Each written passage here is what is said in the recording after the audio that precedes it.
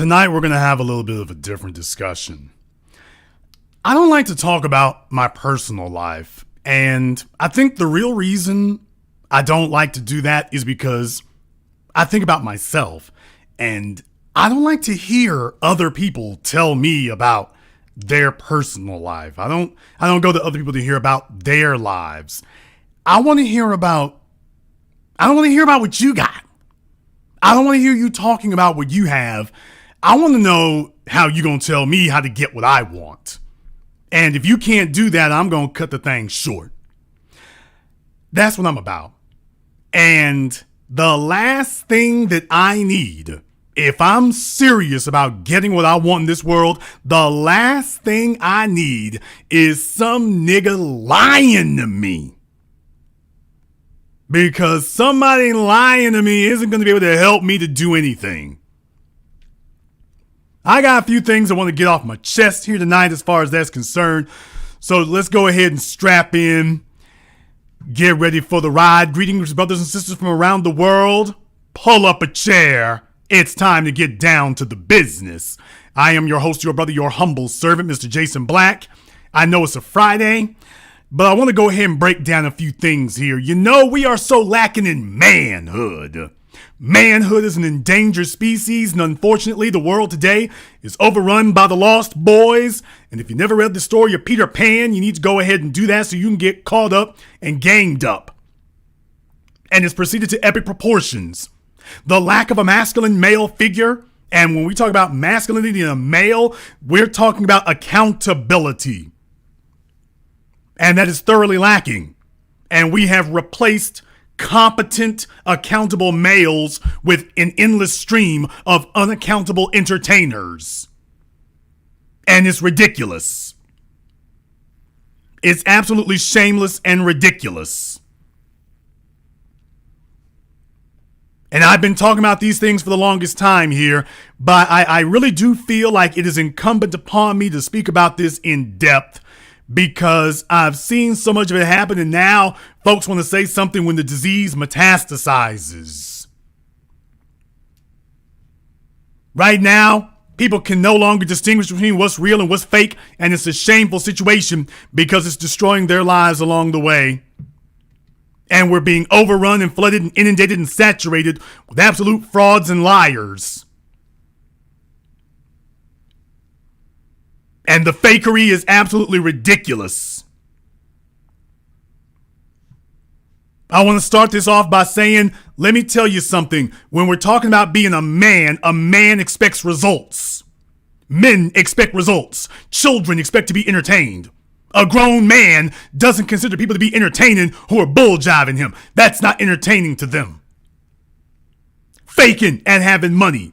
Faking and having high value contacts. Faking and having knowledge. Grown men don't consider that to be entertaining. Because a grown man's not trying to fantasize. He's trying to actually have it. And right now what we have is a never-ending phalanx and throngs, whole generations of boys who have not even grown up. They are just giant man babies, overgrown infants. And the problem is they've gotten together in these huge throngs today, and they are utterly, emotionally, and mentally incapable of making anything happen for themselves. So they're strapped in front of entertainment devices, entertainment portals, a screen, a computer screen, a cell phone screen, a TV screen. But what they don't have is control of their own lives. So they're living vicariously through other individuals. And it used to be that living vicariously, you at least demanded that the people that you were watching vicariously could actually do what they were doing. So that is why sports has always resonated with males. It's always resonated with males because whether it was the gladiatorial arenas or the football field or the NBA, you realize the person that you were looking at could actually do what it appeared he was doing. What he said he could do, if you witnessed it with your own eyes, you saw that he could actually do it. We don't demand that anymore today. The current generation doesn't demand that now. They are thrilled and overjoyed and happy to sit in the presence of a bold-faced liar pretending with a car they don't own, a house they don't own, money they don't have, women who aren't theirs. Whether it's Dan Bilzerian or the black winosphere.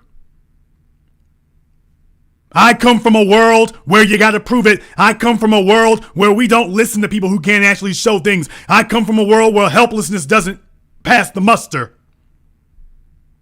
But right now the problem is that we have all of these immature man babies. And they've got plenty of company. So I want to tell you what's wrong with it. I want to tell you what's wrong with it now that everybody seems to be upset and whatnot. You know what's happened here, for those of you who are not aware, Fresh and Misfit. And by the way, I was the first person to sound the alarm. And now, the whole next year later, everybody else wants to say something now. I said it from the very beginning when no one was saying it. Now everybody's finally caught up since the disease spread. Never mind, I tried to warn you.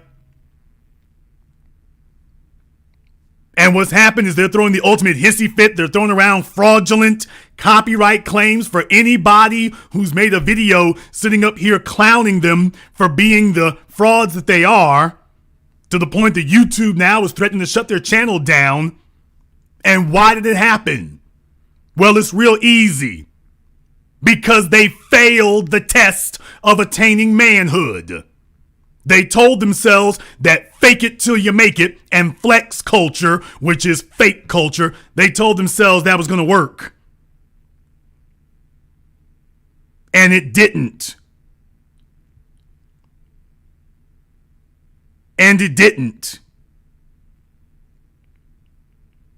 Just understand that. It didn't work. Which is why they're upset about it now, because what they found out is you can't fake genuine respect.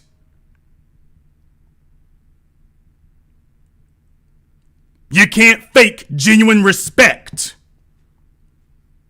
And that's a problem. That's a problem. You can't buy respect. You know what the definition of simping is? Simping is the idea that you can buy respect. Let me tell you something right now. When you have fruit booty fanboys, and that's what you get stuck with, is fruit booty fanboys. Let me tell you something. In the world of grown men, we ain't fanboys. I don't sit up here and congratulate somebody else's success. That's living vicariously. And to any of the strawberry draws wearing fanboys who might be in the chat room, just understand, those are their numbers, they're not yours. Those are that's what they stole, it's not yours. It's not even a jersey. You know, it used to be that men understood the difference between being the player and being the hoe. It used to be that. Today, the fellas stand next to each other. The females now have competition for the groupie. It used to be that only the females wanted to be the groupies. Now the males want to stand next to other males and be male groupies.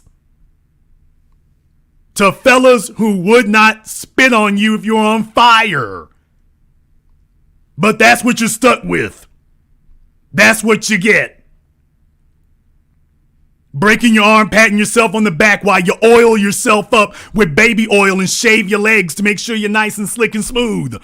Understand something, that's what you get stuck with. Males competing with the females for who can be the biggest groupie. And that doesn't impress manhood over here. So I don't blame you for being upset. So many of you were raised with nothing even remotely resembling a father figure anywhere around you that you are emulating the ways of groupie females. You've got thirsty males being cheerleaders for other males. Not realizing how pathetic it is. Maybe they'll give me a pat on the head. You're waiting for these two Chef Boyardee looking clowns to give you a pat on the head. Do you realize how bankrupt your life is? No, you don't. Manhood is what is missing. And the reason why they've spazzed out and are threatening to lose everything is because respect, as I taught you all, respect is essential. Respect is essential. A man can't exist and subsist without it. At some point, he wants the stuff to be real. At some point, he wants to have that genuine respect. He wants people to look up at him. He wants people to look up to him. That is what a man ultimately wants. And that's the problem with being a faker and a fraud and a suit-wearing poser and anything else. People don't actually look up to you. And it eats away at your soul. So you can sit up and file all the fraudulent YouTube copyright claims you want to. You're not going to be able to reclaim that respect. You're not going to be able to reclaim your soul. You can go rent all the cars you want to, fake in front of all the exotics you want to, gather all the Instagram thoughts you would like. You're not going to be able to imprint genuine respect, and it's eating you alive. Because at some point, if you've got the respect, you want to have the money to go along with it. But even if you get the money, it's worthless without the respect. You see, the respect and the money supposed to go hand in hand. Shout out DJ Quick. Hand in hand. It's supposed to go together like peanut butter and jelly. It's supposed to be made to go together. And when you sat up here and told yourself, well, if I put on the clown suit and the camouflage of having money, if I put on the suit and the disguise of having money, well, the respect will come along with it. And they found out the wrong way. Nigga, you can't camouflage being a clown ass fanboy. You can't camouflage being fake. You can't camouflage it. People like the car you're posing in front of. They like the car. They don't like you. Hell, they might respect the car. They don't respect you. They might look up to the car. They don't look up to you.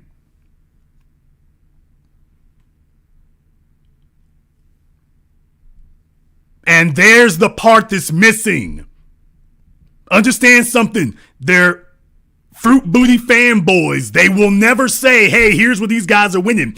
And there's the real problem. If you want to know why it is that so many females today have given up on the dudes and thus given up on themselves, you know why? It's because the females take a look around and they can't respect a generation of boys who've grown into half-ass men who will sit up here and abide the company of an obvious fraud. Women know full well these niggas is fake, and they see you sitting up here nodding your head and going along with it. A woman can't respect a male who willfully gets pimped by another male. Women can't respect that.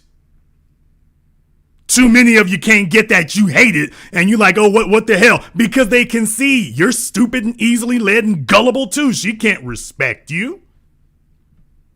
That eats you alive. She can't respect you. To the real men listening to me here tonight, if you're feeling this, testify. Throw your hands up and hit my likes for me. My haters want to keep my likes down tonight. Let's get my likes where they need to be here. Because I want to talk about something we ain't been talking about here. Manhood ain't easy. Manhood isn't something that you're entitled to. Manhood isn't an entitlement. Manhood is something that you fight for and strive for and earn. Manhood doesn't tolerate being a fake and a phony and a fraud and stealing ideas and plagiarizing people. Manhood doesn't tolerate being a plagiarist. Manhood doesn't tolerate being a fraud. Manhood doesn't tolerate somebody you're so envious and so hateful of him because he actually has ideas that you spend all your time stealing your ideas from him because you realize that you are a broken, deficient individual. Let me go ahead and just lift it and con my way through it like Carlos Mencia. Manhood don't do that. I can't really talk to none of you fellas like that. Manhood don't do that. To the fellas, to their little fanboys who want to be their male girlfriends, I don't know. Some of them might go for that, by the way. Maybe that's why y'all are competing so hard, because some of the fellas that you trying to snuggle up with would actually go for it. But I digress. Let me go ahead and explain to you here, because I'm tired of the damn jacket. Easy-E. Let me explain something to you here. In the world of manhood, we don't fake our way through things. I've been warning y'all about this forever. In the world of manhood, we don't fake our way through things. When I sit up here and open the program by telling you here that you have reached the program that laid the foundation upon which all of these high-value posers, Kevin Samuels, fresh and misfit, fakers and frauds, alpha male, retreads and wannabes, if you want to know why it is that it came here, this is why. This is why. Because I've been spending my time watching them sit up here and steal these things. But you know where they stole it from. If you wanted an example of it here, just a couple of weeks ago, I did a program here.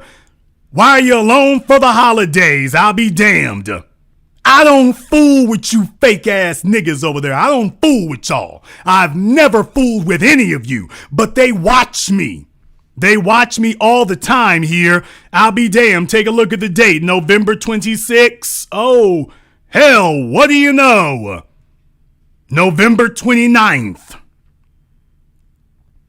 November 26th on my channel. November 29th, right after Thanksgiving weekend. Didn't even let the turkey get cold. Manhood doesn't respect this. Manhood doesn't respect this. I don't steal anything from you. You don't have any ideas worth stealing. I don't take anything from you. Not enough for you, because by the way, this is just what happened in 1 week. Very next week, you understand when you're dealing with somebody who got it for real. Take a look at the dates once again. I didn't bring receipts. I brought invoices. December 3rd, you see, and you know I come on earlier than anybody. Message to the concubine generation. And of course, you know, concubines are your side chicks. What old boy was like, damn, that's good. He couldn't even wait till the next evening. He just went ahead and stole the topic that night. He went ahead and stole it that night. He didn't even wait. Previously, he waited till the weekend was over. He didn't even wait till the night was over. He just went ahead and stole it and ran with it and said, damn, that's a good one. Wish I had thought of that. Jason, can you slow down so I can write that down a little bit more? I don't appreciate those things because it matters if you're fake or not. It matters if you are fake. It matters if you're not real. It matters if you're a fraud. It matters if you're stealing ideas from other people and you don't know how to flesh them out. You're just trying to make it through 2 hours of verbiage so you can pay your rent. It matters. It matters when you're not the source of these ideas and then you get out there and try to screw it up and mess it up the whole damn time. It matters when you do that. That matters. And when you are so frightened and so afraid of somebody that you steal their ideas on a weekly basis, but you are terrified of them, that means something. When you're scared of somebody who generates ideas, that means something over here. That means something. That's not a victimless crime. That's a serious thing. That is a serious thing. It matters if you are fake. It matters when you're not real. It matters. You know why? Because we've got too many fellas out here wasting their time and spinning their wheels, talking to high value posers and sitting there being entertained. You're living in a fantasy world. Let me tell you something right now.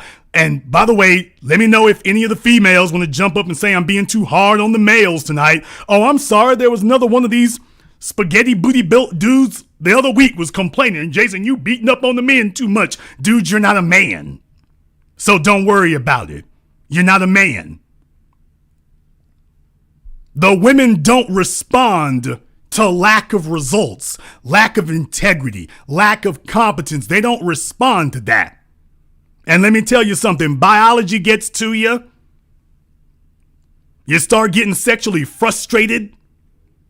You start getting sexually backed up, and next thing you know, it's like, oh, you're chomping at the bit. But there's nothing about that biology wants to pass on. You are a genetic dead end. And the women are just the messenger. Let me be very, very clear, fellas. The women didn't create this. The women are just the messengers. They're just the messengers of your failure to perform. You know, we used to talk about the black church. But you know, the black church isn't the one pimping these young fellas today. There's a whole new generation of them now doing it. The black church, TD Jakes and Creflo Dollar are pimping the females. Fresh and Misfit and Clown Samuels are pimping the dudes. All of them are leaving equally broke, destitute, no results, and proud for the experience, grateful. And they don't like it when we talk about it over here because I actually sit there and say, hey, wait a minute, let me see some results, man. Oh, why we gotta do that there? I don't have Sunday go to meeting. I don't do Sunday go to meeting. So I don't blame you that Fresh and Misfit want to try to take folks' videos down. I don't blame them. Yeah, because you're lacking results. And you don't want the conversation to turn to let's examine results, not what you allege or faking like you've done for yourself. Let's take a look and see what you've done for others. Let's take a look and see what you got to impart to them. Let's see them call back in and tell you about the results that they've received. You need to start thinking about flex culture in a new way here because these guys are a part of what is feeding in to this constant frustration these young fellas have. They're supposed to have older mentors who can walk them through the process of performing, not sitting up here pimping the hell out of them like the pastors of the church did they mamas. Not supposed to be like that.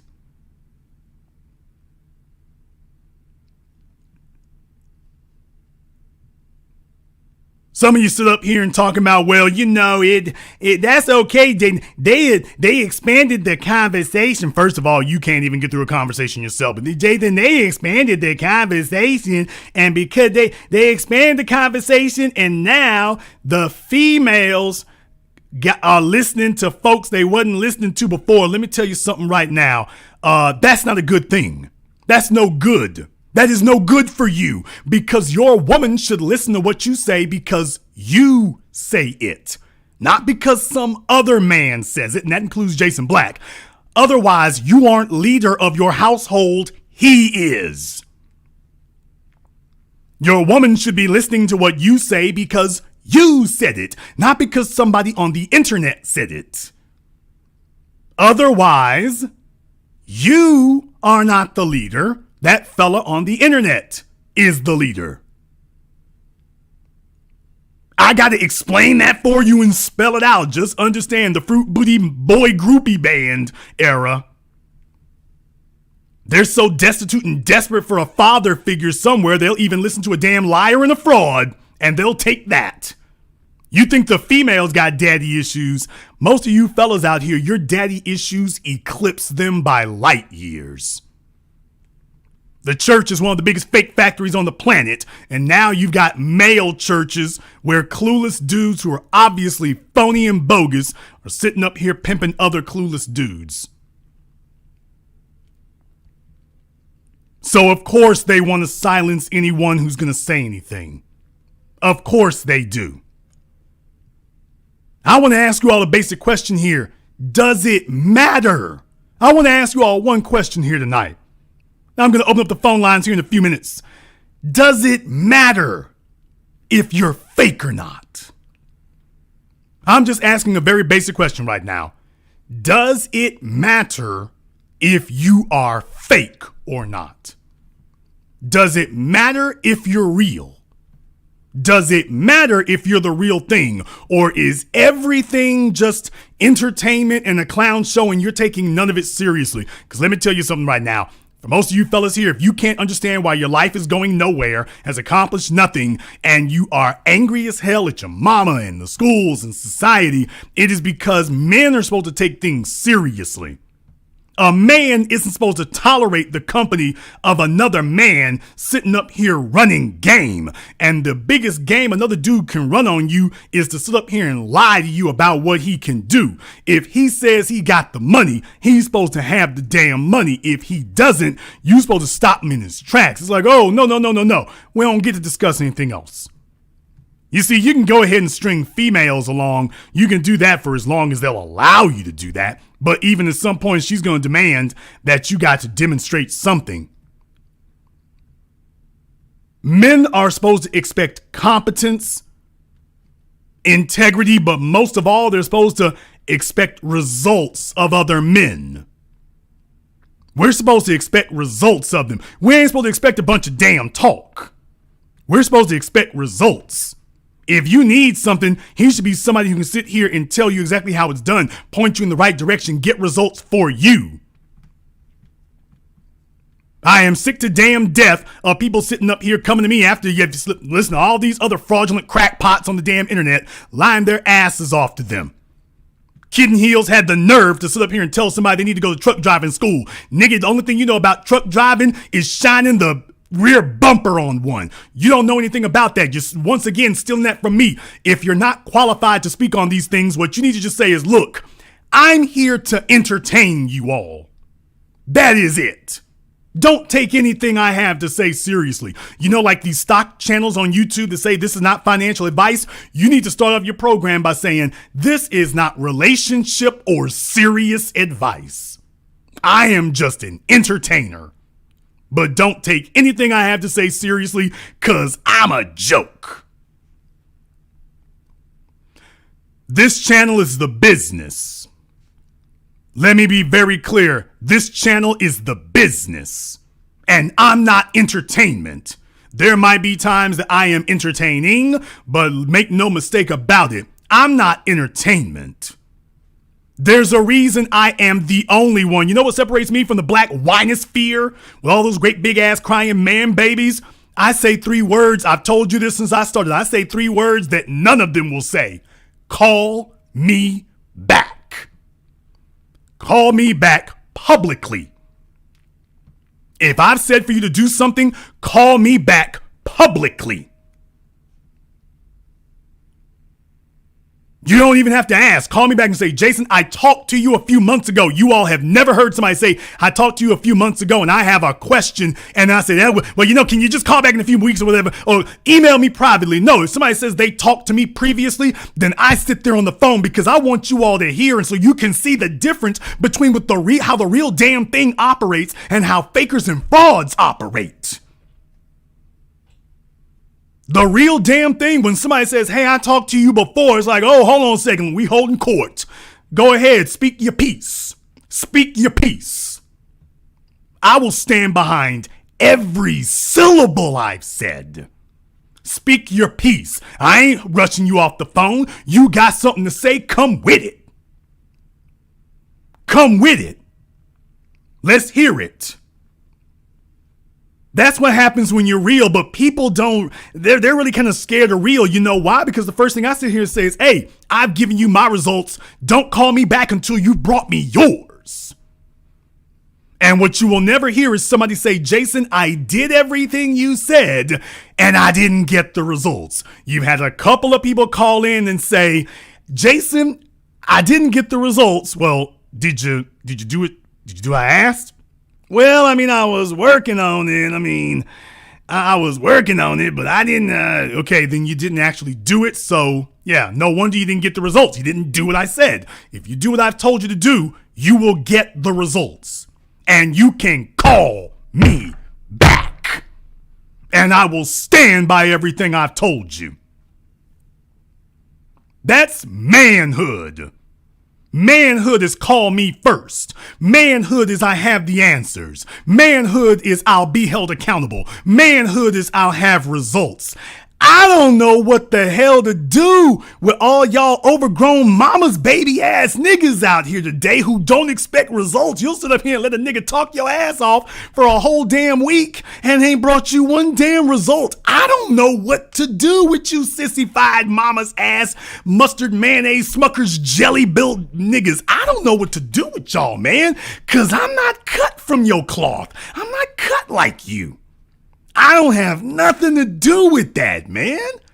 I don't know anything about this faker fraud generation, man. That ain't us, man. I don't get any satisfaction watching some con man fraud pretending to do something I wish I could do. That doesn't entertain me. Who the hell's raising these niggas today? That doesn't entertain me, man. That doesn't entertain. I don't find anything entertaining about that. That's not entertaining to me. Some nigga lying to me about something he ain't even doing. That doesn't entertain me. I'm trying to talk to the cats who can show me how to get on. I'm trying to talk to the dudes who say, hey, here's the next level. I don't have any tolerance or patience for somebody sitting up here running his mouth and just shooting the damn breeze. I got to cut it short, man. I got to cut it short. My time's valuable. I can't do this. I know this is very offensive because this is the brutal truth we're not supposed to talk about, but understand something. There's a lot of you who learn some bad habits from your mammies out there. You learn how to let niggas waste your time talking for years and years and years about things they never did. That record deal they never did, that movie they never made, that car they never bought, the house they never purchased, the savings they never acquired, the business they never opened. You let them sit there and talk to you for years and years and years, and he sat up here and spent his life savings to get some damn Gucci belt to give himself the illusion that he had actually produced it. You're not supposed to be tolerating that. You're supposed to be demanding more from somebody who's sitting in your presence. So I'm opening up the phone lines here tonight because I want to ask a very simple question. Does it matter if you're fake or not? That's the simple question I'm asking you. If you want to know what it all comes down to, does it matter if you're fake or not? Does that matter? The telephone lines are now open. The number is 646-787-1933. That's 646-787-1933. Your personal access code, oh yes indeed, to the program that laid the foundation upon which all of these red pill, MGTOW, high value fraud ass niggas, fake and fit, unfit posers, imitators, copycats, rip-off artists, and all the rest of them stole everything that they'll be regurgitating next week. Hell, they'll probably be saying it tonight. That I probably won't even make it out of this program before they steal it tonight. They'll be saying it tonight or next week. You're hearing it here now. If you all would, please go ahead and hit my likes for me. Very, very important. Go ahead and hit the likes. The haters are going to try to keep the likes down. I understand that this may be abrasive because some of you got to fight that hoe gene. I got to just tell you right now, some of you got to fight that hoe gene. You got to fight that hoe gene because you know what you're hearing is the truth, but you're invoking cognitive dissonance because you've fallen for the hoe gene. You've become emotionally invested in another man's rap. You become emotionally invested in another man running game. You've become emotionally invested in it. And rather than you saying, hey, that ain't real, I know it ain't real, let me let that go, you kind of hold on like a hoe. You know the nigga ain't telling the truth. You know he ain't right, but you're just gonna hold on to him anyway.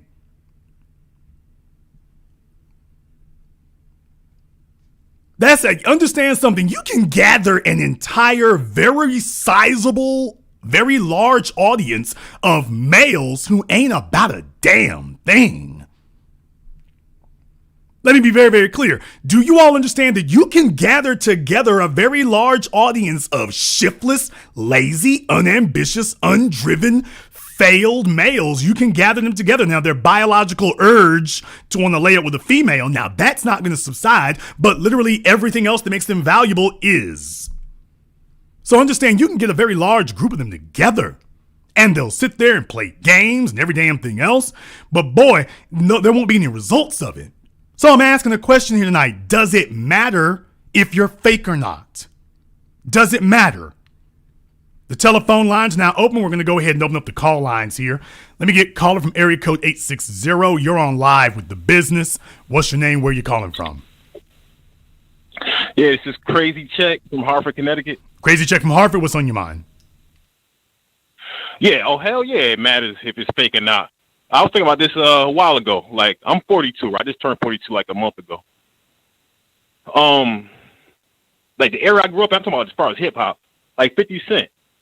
He was huge around like the early 2000s, early 50s. You know what I'm saying? Like, everybody know about that. And we just realized how fake it was. Like, when Rick Ross got exposed to being a cop or CEO or whatever, and everybody still embraced him. I knew hip hop was dead at that point. I'm saying real shit, you know. Back in the day, we couldn't have let none of them cats on the block, man. I mean, it didn't matter what you was talking about. Whether it was NWA, Ice-T, Too Short, DJ Quick, MCA, these were all the real damn thing. Master P, they were the real thing. There's a reason why niggas was in and out of court and in and out of jail. Snoop Dogg, Death Row Records, like it or hate it, they were the real thing. And it maintained the integrity. You know, when things went downhill and no longer served the people, when the artists were no longer accountable to the people, was when they stopped being artists and started being entertainers. Entertainers are not accountable to the people. And once you started bringing in your entertainers, they're all drugged out, cracked out. They have no scruples, no integrity, no principles whatsoever. Most of them are on the damn pipe, and they don't nothing in their so-called music serves the people anymore because they're not accountable to the people. So yeah, once something becomes fake, once something becomes fraudulent, watch out because it no longer serves you. Thank you very much for giving us a call. Now, let me get call from area code 281. You're on live with The Business. What's your name? Where you calling from? Prince out of Richmond, Texas. Prince out of Richmond. Does it matter if you're fake or not? Yes, it does. It matters because the young man can't learn nothing from a fake dude. The women will go along with it. You know, all these preachers and stuff, different people, and especially, see, a lot of these people, these guys, they have props. They want to show their Rolex. They want to show these cars, most of them that they don't own. They have all this stuff they use as props and gimmicks, and it's real bright, and it's you know, to get your attention. And this is type of cologne, and I got this suit on, but they can't tell anybody on how to reproduce what they've done because the way they got it is fake if they have it at all. So it does matter because of the effect it has on the young men, and then it confuses the women. That's what I want to ask you, Jason. How dangerous is this type of stuff to the women when we're trying to get them on code, we're trying to get them straight? They have their own issues. I don't understand why these guys, they don't have nothing to tell the women. When they call Kevin Samuels, when they ask real questions, he's blank. He has nothing to say to him. And that's one of my questions for you, Jason. Because just like the modern day stock market has replaced profits with value, in the words of Professor Scott Galloway, you have companies like Amazon and Tesla that doesn't make a profit and won't make a profit for another decade, if it is still in business in a decade, is outrageously overvalued. Facebook, same thing. But these companies don't make profit, they make value. And it used to be you didn't buy a stock unless it made a profit. Now they're not selling stocks for profit anymore. They're selling them for, quote, value. And in the modern era today, when it comes to these fellas out here on the internet, dude, they're not selling results. They're selling entertainment. They're selling accessibility. Let's be very, very clear.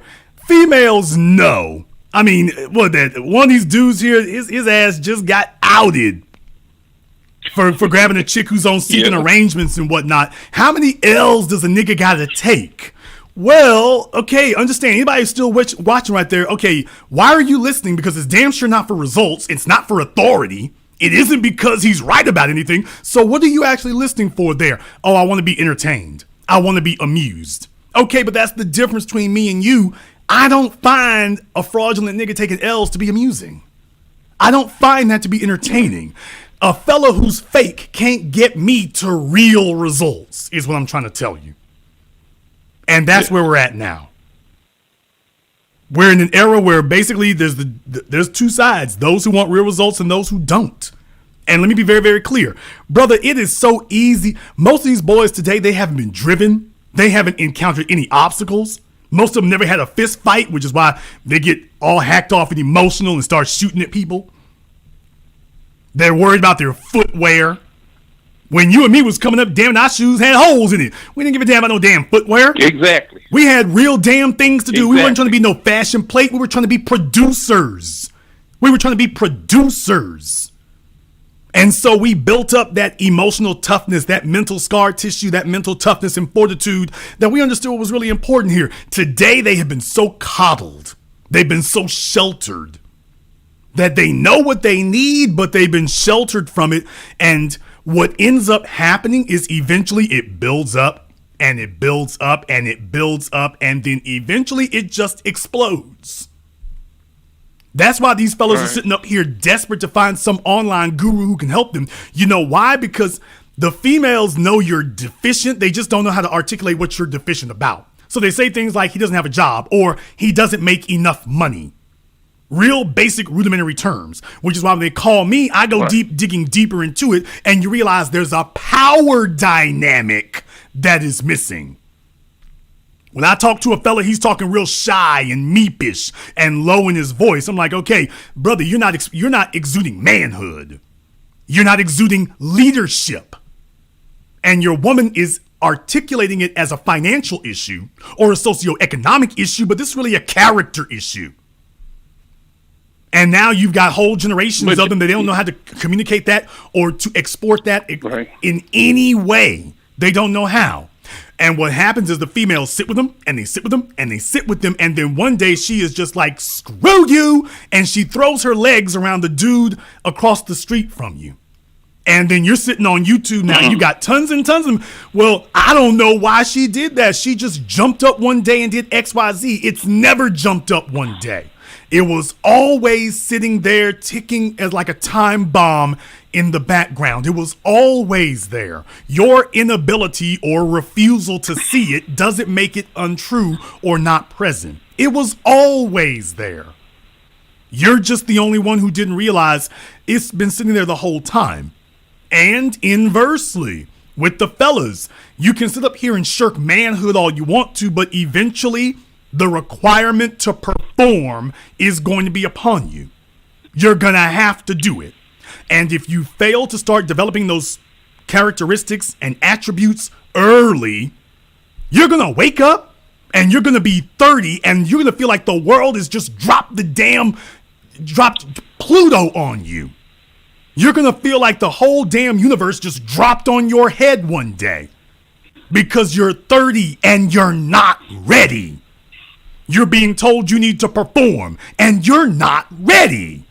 So you sit up here and what they do is brother, is they Prince is they look to online people to comfort them and soothe them is what they do. So it becomes like church. They sit there and comfort them and soothe them. They direct the conversation away from the male's lack of performance and direct it towards the females. But they don't sit there and do the most important thing they could do, which is have a powwow with the men to say, hey, if we want the females to get right, we all have to be unified and organized. Because the females got messed up in a unified, organized manner. If the men want to turn this around, we need to worry less about the females, worry about ourselves, getting organized as a group, moving as a unified whole in a specific direction with a specific code of conduct. When that happens, everything else is going to fall in line. Everything else is going to fall in line when that happens. But you see, brother, the requirement, though, you can't lead men if you ain't built yourself. How you can't build other men if you aren't built yourself. You see, you can fake it being a high value male and put on a suit and a microphone, but if you ain't really ever acquired it or ever achieved it, all you can do is sit there and talk. That's why you don't want to talk to the men. You know why? Because other men know the specific question to ask. Hey, how do I become a high value man? Well, you just go ahead and you go ahead and you do that there. You got to make niggas shut up. At that point right now, you need to be quiet. And what happens is, okay, let's lead the conversation back to the females. Yeah, because things just became real damn awkward, real damn fast. It really did. And my point is, when fellas hear somebody who he chokes and he fumbles the ball when he's asked that, when it's very clear, this nigga is clueless about that. The males are supposed to get up and walk. There's not supposed to be any amount of cheerleading or rah-rah speech you can give that gets you back on board. It's supposed to be, okay, dude, you good for bull jive talking, but I can't really invest in you.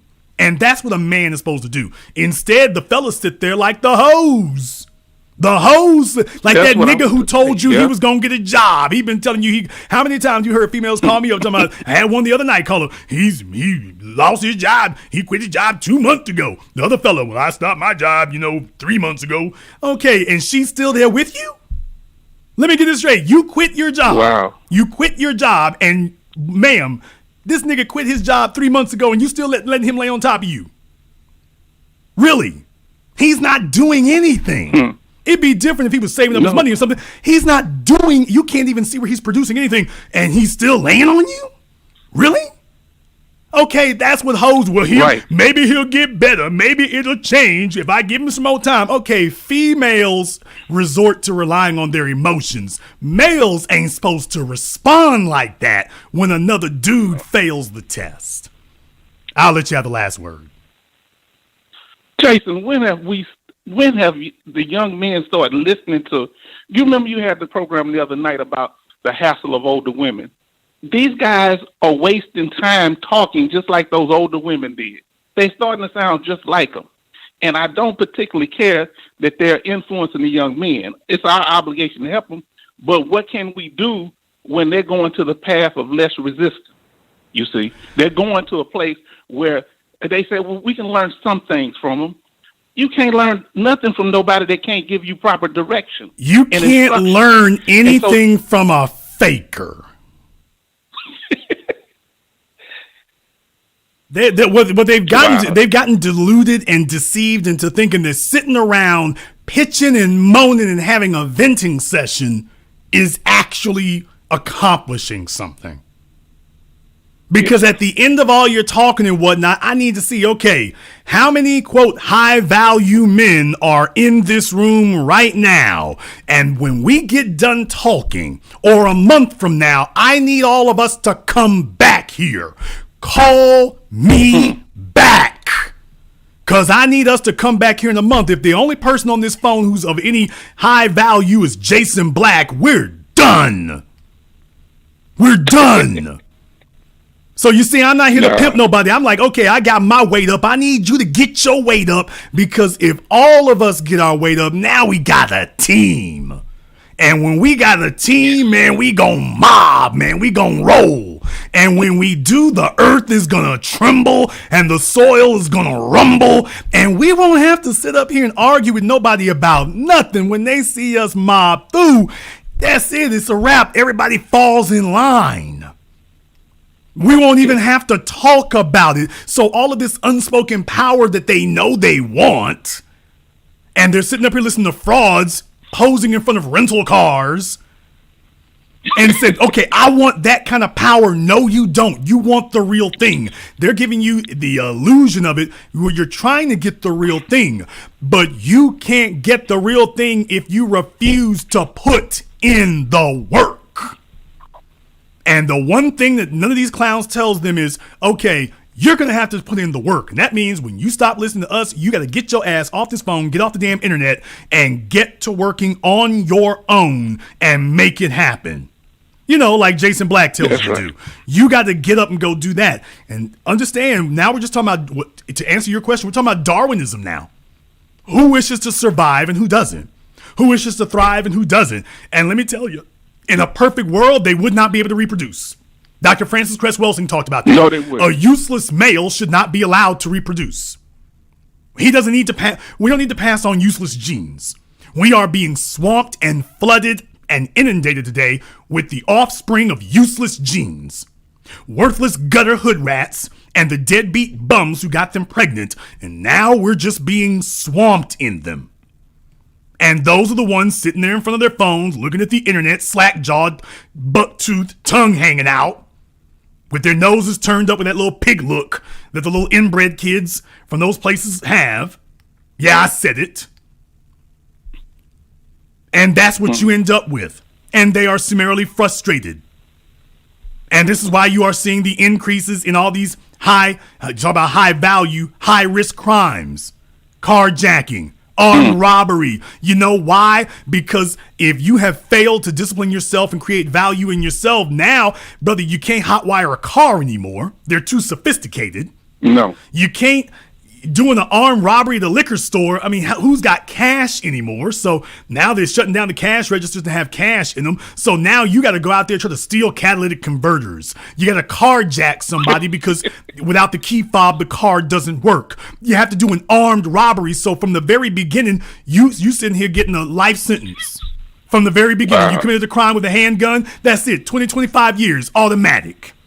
25 years, automatic. It doesn't, especially now what they do is they get it on video. See, what the police do now is they let you go off and go rob 5 or 6 people. They let you go rob 5 or 6 people. They finally catch you with either if you kill somebody or 6 or 7 robberies later. And then you sitting there, and the next thing you know, you see on the news, tonight at 6, Dravante Williams was arrested today. Police believe that he's responsible for carjacking 5 other people in the Bronzeville area. Well, what do you know? You got arrested once, but you're going to be charged with 3 or 4 different incidents. Bam, life sentence. Think about that for a few moments. Just that quickly. Life sentence. Wow. Speaking of robbery, Jason, I don't know how he doesn't have shame. He can come copy your content, and he has to listen to it to copy it. And this is the last statement, and I'll get off the phone.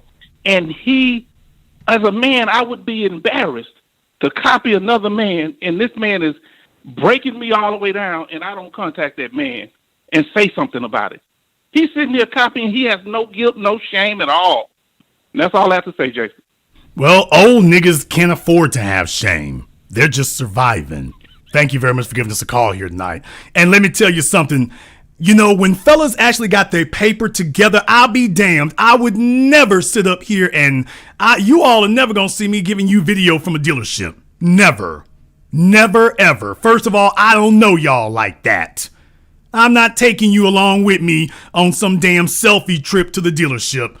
You know when it's somebody's first time ever buying a new car, when they so happy at the halfway point of their life. Finally, a new damn car. He doesn't care if he had to lie, cheat, or steal to get it. They're so happy to get there. I would never do that. But you know another thing here? I wouldn't expect that you all would want to see that. Why in the hell would any of you want to see my Escalade? Why would you ever want to see that? Why in the hell would any of you want to see my Range Rover? Why on earth would you ever want to see that? I would never assume that any of you ever did. I would be thinking that you all would want to know how you could get one of your own, because I ain't letting you drive mine. I'm assuming that you all want to know about yours. That the value of finding somebody who's got something like that is, okay, he's going to give me the step-by-step, blow-by-blow, line-by-line of how I can get my own. If you like those things, then you should want the person to, okay, damn all that talking you're doing, bro, how can I get mine? And he's sitting there like, well, why don't you just watch mine and you can sniff my exhaust fumes? Oh, yeah, and give me some more super chats. What the hell? What the hell's going on with this generation out here? I'm not used to so many. It used to be there was just a few little old limp-wristed, spaghetti-spined, long-haired Jerry curl wearing dudes swinging their hips who didn't mind getting pimped by other dudes. It was like that one fella in the room. Now it's like half the dudes in the room. What the hell, man? I ain't used to this. Call of America code 979. You're on live with The Business. What's your name? Where you calling from? Peace, Jason. This is Mondo. I'm calling from the Gulf by way of Lafayette, Louisiana. Mondo from Lafayette. What's on your mind? Man, I just want to call and give you your props, man, on being the realest in this space. And I'm convinced that the reason why these guys could steal your stuff and they have a little following or whatever is because they basically they talking to the fakers. The real is over here, because if anybody trying to change their life and really get down to the business, they over here with you. Anybody else who can't get with it, they got to go listen to the fake version, because that's all they got. Well, definitely, like I say, brother, it depends on what they want for themselves. I'm just not used to so many unambitious, uninterested individuals. That just kills me. I don't get it. I can't ride with it. Thank you very much for giving us a call tonight. Let me get called area code 860. You're on live with the business. What's your name? Where are you calling from? Yeah, this is Crazy Check from Hartford, Connecticut. Once again, I know you don't. Oh, no, good. Okay, one call per program. Caller from area code 510. You're on live with the business. What's your name? Where are you calling from? Good evening, Jason. This is Black Voltron calling out of West Oakland, California. Black Voltron out of Oakland. What's on your mind? Well, yeah, being fake and being real absolutely matters, man. Looking at these two fakers, well, three fakers really, Kevin Samuels and Stale and Soft. I mean, I wasn't really drawn to them because they really weren't saying anything, substantial. I mean, all it was, a bunch of, seems like black incels and others, heading to their sites for one big bitch fest, man. I got to agree with Judge Joe Brown, man. This is a lack of leadership and a lack of manhood, specifically fathers. And it's like we have a whole generation of fatherless boys grown up into males, not men. And they seem to be looking and searching, like you said, to the church of, manhood and, red pill manhood. And they're looking for somebody to preach to them instead of getting out there and doing what they need to do. I mean, I'm sorry. I guess I'm from another generation. Last time I checked, you had to show and prove. That's what we grew up with. You had to put out. You had to put in work. You had the big homies out there saying, either you put up or shut up. It comes down to accountability, dependability, integrity, discipline, and, doing what you say you fucking gonna do. All right? And don't be no bitch about it. Okay? If you're gonna do something, just do it. Or don't do it. I'm not gonna depend on you. But each and every single man has to go through that fire of not being competent and then building themselves up to be competent. I mean, when I first started lifting weights, I couldn't lift a goddamn thing. And I was weak as hell. And you know what happened when I went to the gym? I tried to lift 135 on the bench, and niggas clowned me, said, "Nigga, you weak." And I had to make a choice right then and there. Am I going to sit up here and just cower down, run back to my room, get up underneath the covers, and never lift the weight again? Or am I going to have to steel myself and find a way to get strong by lifting lighter weight and building myself up? And eventually I put in the work. Started with 135, go to 225, get up to 315, three-wheel motion, then get up to 405, 495. I mean, it comes down to doing the work. Well, it also comes down to sacrifice, because you got to understand, females, let's be very, very honest here. Females get accustomed to it being brought to them. That's the way females operate. They're not used to having to put in as much work and effort as the males do. They're used to the idea that if there's something they need, that the harder it is to get, there's going to be a man who's going to pick it up and bring it to her. Okay, that can actually function. But what if you're a male and you sitting back waiting for when you see hard work to be done, you waiting for another man to come do it for you or make it easier for you? You ain't gonna put in the time. You're not gonna put in the work. You're damn sure not gonna sacrifice. Why, that would mess up your nails.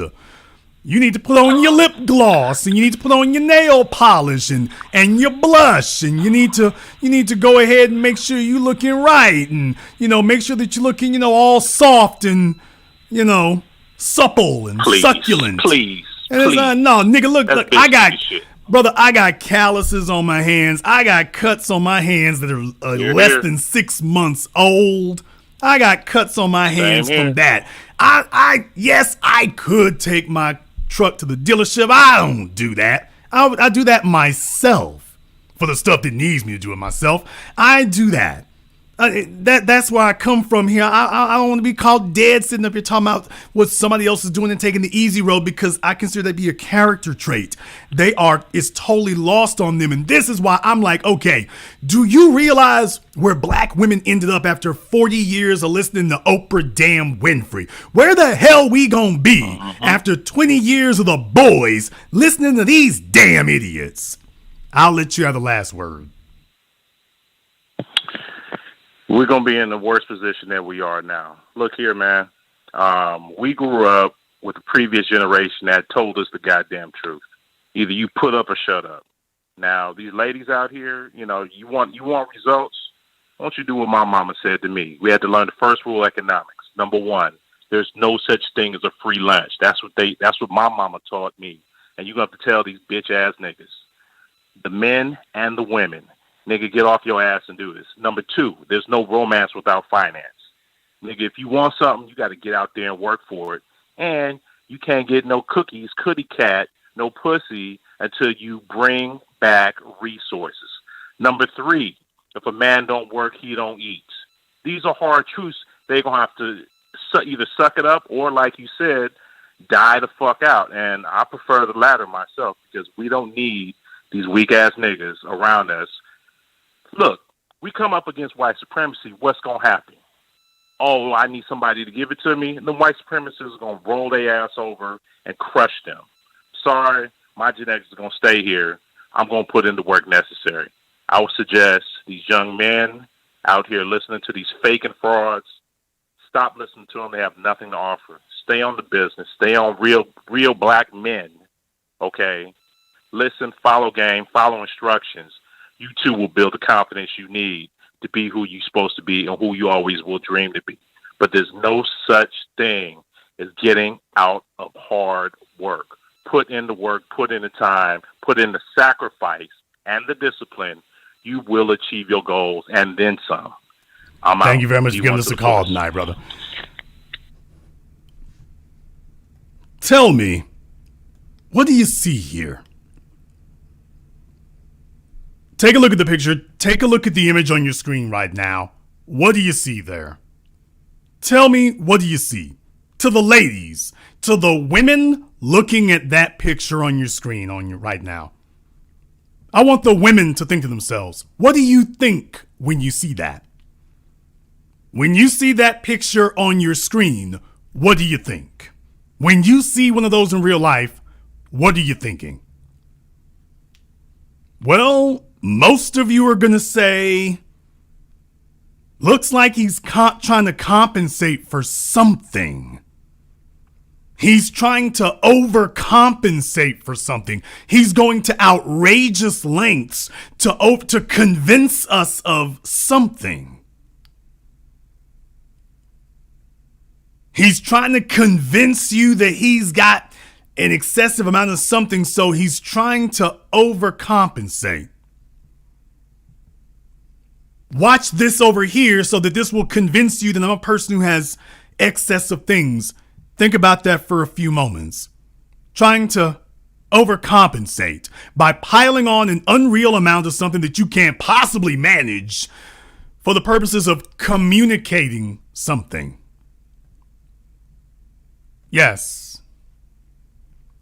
Imagine having a room full of a dozen women.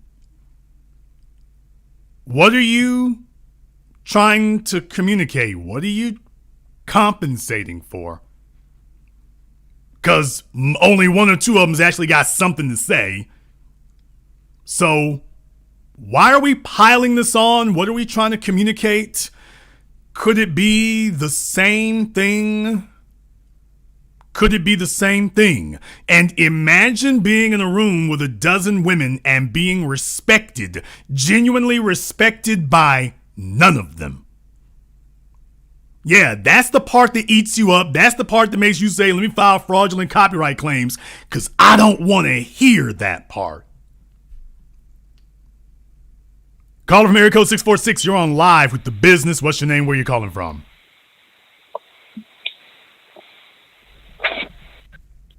Mr. Black. Okay. Caller from area code 832, you're on live with The Business. What's your name? Where you calling from?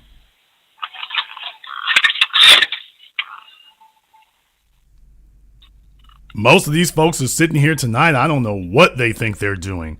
If you get dropped, don't bother calling back in. Caller from area code 630. You're on live with The Business. What's your name? Where you calling from? Hi, Jason. This is Nick from Chicago by way of Houston. Nick from Chicago. What's on your mind? Okay, turn off your speakers. Nick, ADHD. Turn off your speakers. I'm definitely not on speaker. Okay, if I hear myself echoing, then obviously it's coming from somewhere and nobody else did. What's on your mind? Yeah, just wanted to add in to the conversation. Yeah, definitely this happens all around from everywhere. No matter what's going on, I don't know what it is. I got to say it's the older generation. They liked fakers. And I think social media allows us just to see it at a wider perspective, because when you talk about the older generation, as you bring them up and you ask them questions about what they're proud of, they'll talk about cars, sleeping with XYZ amount of women, some of them faking about being pro Black Panther, whatever it is. But they got nothing to show for it. And then they're the same ones that gravitate toward that, tell us, and I know I was raised under them, tell us to be like, yeah, you know what? Somebody like, whether it's an Obama, for the old people, they may not be on social media like that. Hey, that guy's good because he's the first Black president. Okay, that's the accomplishment you got. He's got nothing for us. So I wouldn't be surprised that my generation and the Generation Z that's underneath me would gravitate toward fakers, because they were raised by people that love that stuff and bow down to it. Because when I try to talk about them real, the one thing I found out is they don't gravitate toward people that's real, because I try to hold them accountable. I'm like, you got anything to show for it? So that's what I wanted to add to the conversation. And the thing that makes this really dangerous is, you understand, we are living in an era of hyper gentrification, hyperinflation. You ain't got time to sit around listening to a bunch of damn daydreamers, man. You don't have time to listen to a bunch of damn con artists and fakers and frauds, and then folk big up in it. Dude, you ain't got time for that. You have zero time for that. You don't have any time to waste whatsoever going up the wrong roads and coming to the wrong conclusions. You got no time for that. And yet, that's where they're at. Thank you very much for giving us a call. Let me get a call from area code 954. You're on live with The Business. What's your name? Where are you calling from? Orlando from Hollandale. Orlando from Hollandale. What's on your mind? Yes, sir, brother. My question is for you. You are the authority, and that's what you say. My question is, you never married, you never have a child and want to pass on your own legacy? Let's go. And the other thing is... No. Write your questions down. Let's take them one at a time. You know what? Better yet, go ahead and finish saying what you're saying. I'll take your questions down, even though I already know them. Go ahead. All right. Those are the two questions I just asked. And the second thing is that what's disappointing is that the social media, the YouTube, our family out here, you and Tyreek, Jason, Michi, all of y'all, you're targeting and fronting and dissing each other. And that's, I don't see where that's going to get us. The folk you just mentioned, who am I? Okay, there's not anything more. You're on the pipe. The folks you just mentioned, who am I dissing? No, in that I ain't group? on no pipe. Yeah, brother. you are. Yeah, Don't you are. Brother, you sound like you on some E and J right now. The folk you just mentioned, who am I dissing? Who did I just diss among the people you just mentioned? Who? I didn't say you. I said. Okay, you just said y'all dissing. You said y'all Second dissing of each all- other. I'm not dissing any of the people you just named. You just said y'all dissing each other. This is what happens when you hit the pipe and then you pick up the phone. You start talking like that. I'm repeating your words to you, you crackhead junkie. I'm repeating your words. You're not even Brother, listening to you yourself. made several mistakes with me. Number one, I ain't on no damn pipe. Number two, you might do well as a side. This nigga talks so slow, I can spell this Waldo Faldo ass nigga's words before he can say them. Black folks on your forum, man. Okay? Stop making all these dumbass assumptions. These are not assumptions. You're full of it at times. You You know are. that? If there's If something you wanna worse be a than comic, then be ADHD, a that's comic. you. That is you. And now that you slurred your speech through everything, is that all you got to say? Because you made an ass of yourself. No, I got more to say. How much time do you got, sir, there's not enough time. Do you have, there's not enough time in the world to get you your GED out of 3rd grade. There's not enough time for me to do that. I don't have that kind of time to devote to that. But you've already made a straight ass of yourself. I don't know where you come up with your stupid ass assumptions. But you know what? I'm repeating your words. That's where I got them. I'm a Vietnam veteran. I'm a Black Foundational America from New York City. Black Foundational American. I'll let that speak for itself. That's right, brother. I'll let that speak for itself. I'm a Black Foundational American. You can't keep anything in proper order. This is what happens when the dudes with their prison babble, they get out, they on parole, and they see a group of black folk and then they just jump in the middle of it and start talking here. Brother, I was never in prison, and you still doing your little comment routine. You are definitely out the joint. You are out the joint. That is for certain. You the one that's on the pipe. Understand something. When you get old and the county checks stop coming in, and you live your life with your wages getting garnished for all that child support, what we talk about over here bothers you. So he's sitting at home. He done hit some of that old flow weed. He's got the 5th of gin over here in the paper bag. Life ain't worked out for him at all. He's an old dusty Vietnam vet. Smells like kitty litter. He's calling up people who have done much better in life than him over an extended period of time. And I mean just salty. Just salty. However, why don't I go ahead, even though he did say that in his drug-induced drunken stupor, I do want to go ahead and address those things because you all already know, every once in a while, one of these lead pipe babies calls up and thinks they're going to sit up here and knock it out of the park. Let's be very, very clear about a couple of things. I don't know what his point was when he said, you don't have any kids or a wife to pass on your legacy. Well, if he's trying to defend Fresh and Misfit and Kitten Heel Samuels, okay, I don't know what the distinction is supposed to be there, but all right. Crack is a hell of a drug. Well, all right, fine. I don't get your point then if you're upset about what I said about them. Is that supposed to be a criticism or a comparison, or I don't know. I don't get it. But I will tell you about one thing. You don't have kids.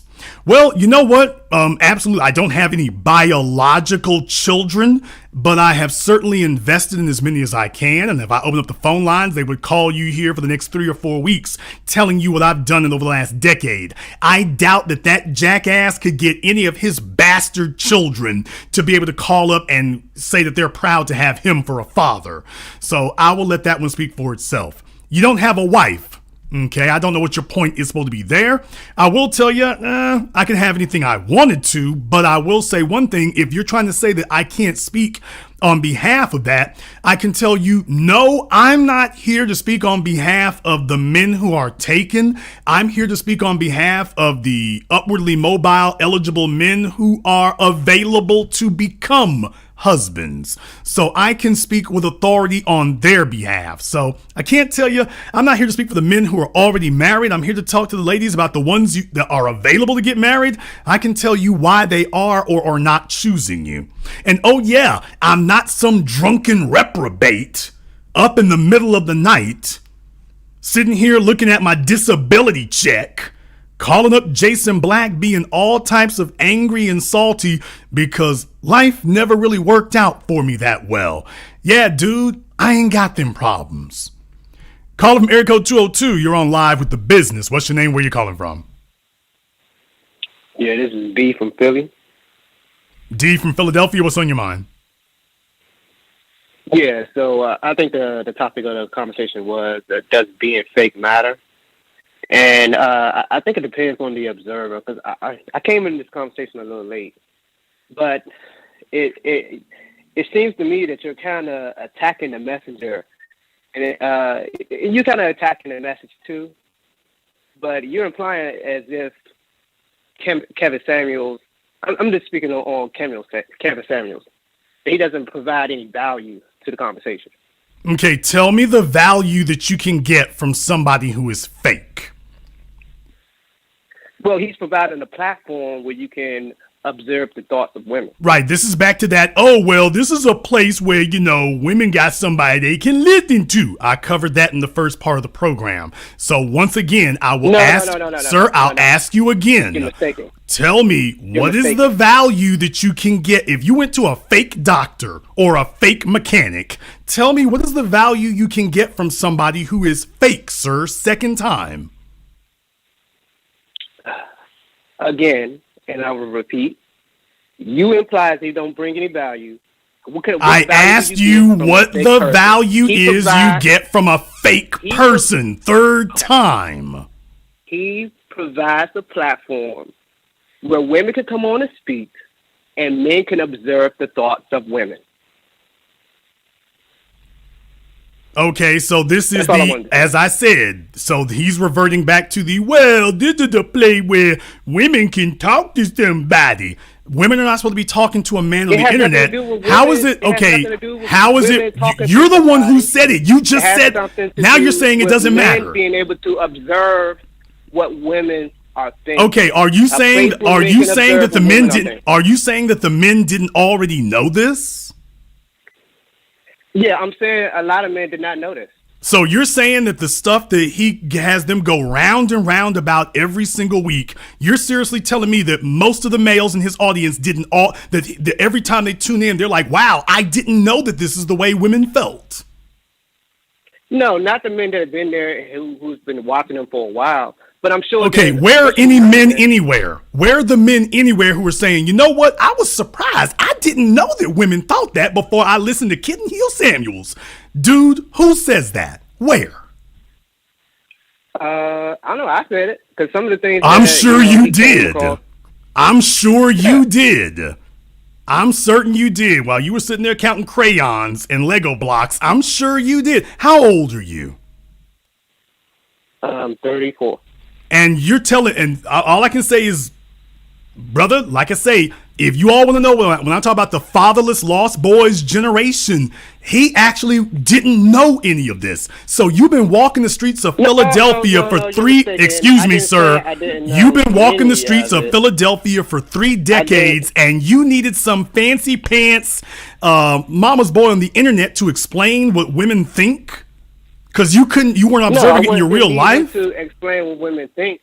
I wanted to come from the women itself. I wanted to know exactly what's going on through their head, why they so, messed up in their head. Because I didn't really understand I understood why they was messed up in the head, but I wanted a more deeper understanding of why. And you can't really understand. Over 30 years old. Understand something. He's almost 3.5 decades old, and he's literally telling us all that living in Philadelphia, he couldn't figure out why the females act the way they do. He needed this guy to sit up here and explain it to him. I want you to think, and that he's upset. He's upset and salty with me. So everybody else picked this up on their own, and you. No, I'm not upset. Do you understand how embarrassing that is? Let me give you another example. It's like we don't need any more examples. We really don't.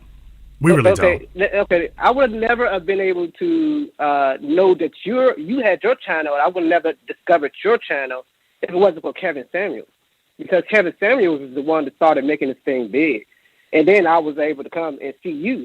I mean, I think that you're more realer than what Kevin Samuels and everybody else is doing. But I don't think Kevin Samuels don't add no value to the conversation. Sir, all I can say is I will say is that your journey towards manhood will be complete when you have lost your appetite and your taste for fakers and frauds. And when you only want the real thing, you will have completed your journey to manhood. I do not like fakers and frauds, but he does provide a nice platform. Okay, and that sentence, and by the way, that sentence contradicts itself. I don't have a taste for fakers and frauds, but I also think the faker and fraud adds value. Folks, when you're raised by these single women, this type of feminized circular logic, pointless logic, they say sentences that contradict themselves, and they're not the least bit embarrassed. I mean, you're saying this over and over again. Brother, do you understand how I'm trying to help you right now? Do you understand how humiliating this is? Are you actually listening to what you're saying? Well, I already mastered my ego, and I don't get humiliated. So no, it's not humiliating, sir. That's not a good thing. That's not a matter of not having an ego. That's not a matter of not having an ego. That's a matter of not having a brain. You're supposed to have things that you are ashamed of, embarrassed of, humiliated by. There's nothing to brag about by saying that something doesn't humiliate you. If I caught pictures of you engaged in intimate relationships with a gerbil, you should be humiliated by that. Well, yeah, I guess you're true. You're right about that.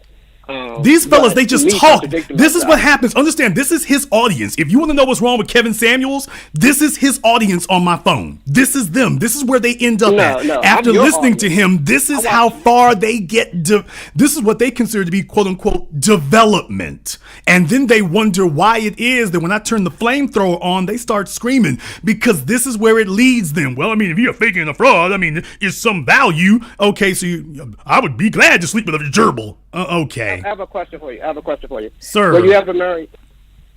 This is going downhill quickly, and I'm trying to help you. Were you ever married? I'm not really asking for help. I just want to have a conversation. Sir, the less you say, the better. No, I have never been married. I have no biological children. I literally said that to the caller before you got on the line, which means you don't even listen. So don't you think you're a little fake? How are you going to give everybody? Okay, I literally just addressed this. I literally just addressed this before you got on the phone. People who want to have children. Did you not hear me address this? You never did it. Did you not hear me already, sir? Did you not already hear me address this before you got on the phone, or were you too busy playing in the closet? I was playing in the closet. Okay, then get back in the closet. Understand something, when you are dealing with these Jolly Rancher Mike and Ike booty boys, they're looking for a father figure, any male anywhere. They're like their mothers. Their mother doesn't discriminate in the quality of the male around them. Their mother doesn't discriminate. Understand that. She doesn't discriminate, and because she doesn't discriminate, this is what those guys do. They respond like the females, and he's sitting here talking to me. I wasn't sitting right there. This is his audience. You want to know what my problem is? That was my problem right there. That was it. He's literally been sitting on the phone all this time. He heard the previous phone call, came right back, and there you go. That's the issue that I have. That's the issue that I have. I am just not accustomed to so many males who are completely thrilled to have a old nigga running game on them, and he's sitting here arguing with me about how valuable fake game is. I didn't know that females thought like that. Yeah, he didn't really think I was gonna pin it down to what it actually was. I was able to condense it down to what it actually is. This was a revelation to him. This was a revelation. He didn't know that this is why women act the way they do before kitten heels. So what does that really tell you? That tells you he has zero experience dealing with actual females. He has none. He has no experience dealing with actual females. None. None. That's what I'm saying. They sit around with their Xbox controllers. They're sitting around with their Xbox controllers, and this is manhood to them. A bunch of overgrown adolescents who have never progressed into adulthood. So they're coming to the real world with their gaming consoles, their anime collection, their manga collection. They have failed to launch. They failed to achieve manhood. They don't know anything about females. They know nothing about female nature. They don't have a man to ask, so they end up encountering some fraud on YouTube by accident. Or maybe they find another one who's got a whole bunch of frauds by accident, and then you wonder why they're so screwed up right now. I want you guys to understand something. I want you to understand something here. The next time that you want to get upset with the women I want you all to think about that phone call that was just on the line. The next time you want to get upset with the women, let me find something a little bit better. Just keep that phone call that just got off the line. I want you to keep him in mind. The next time you want to get upset with the women and what it is that they want or what it is that they do, think about that for just a few moments.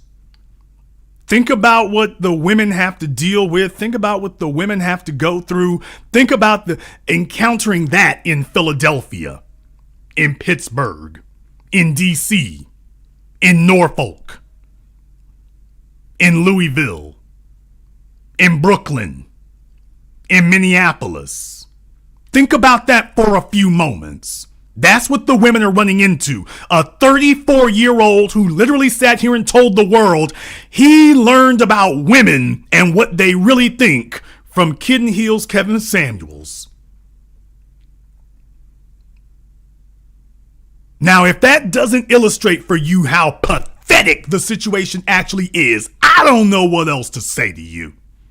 I don't know. If that makes you mad, so be it. I don't know what the hell else to tell you after you just heard that. Well, I learned about what women think by listening to him.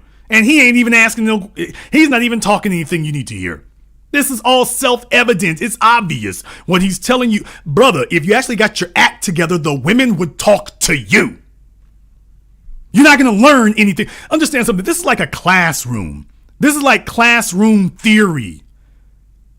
And the problem with classroom theory is you don't learn a job in the classroom. You learn the job by doing it. You don't learn a study by being in the classroom. You learn it by executing it and practicing it.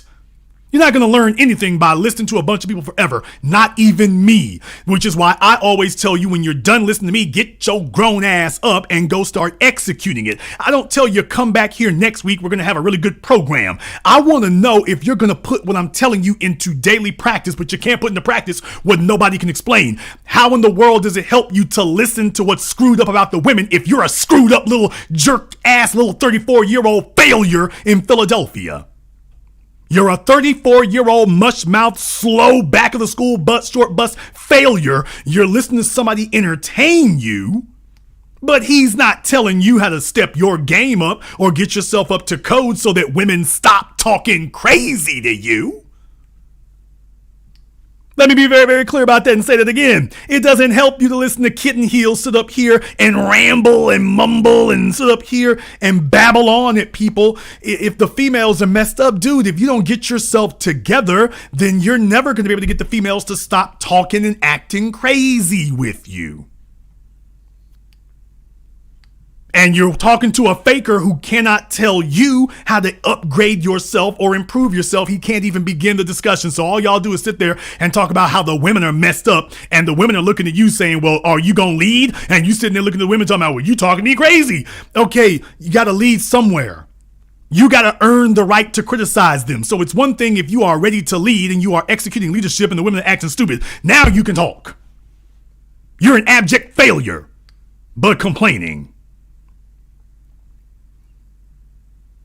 Let me get caller from, what's this, country code 528. It sounds like he's running down those back roads of Botswana. You're on live with the business. What's your name? Where you calling from?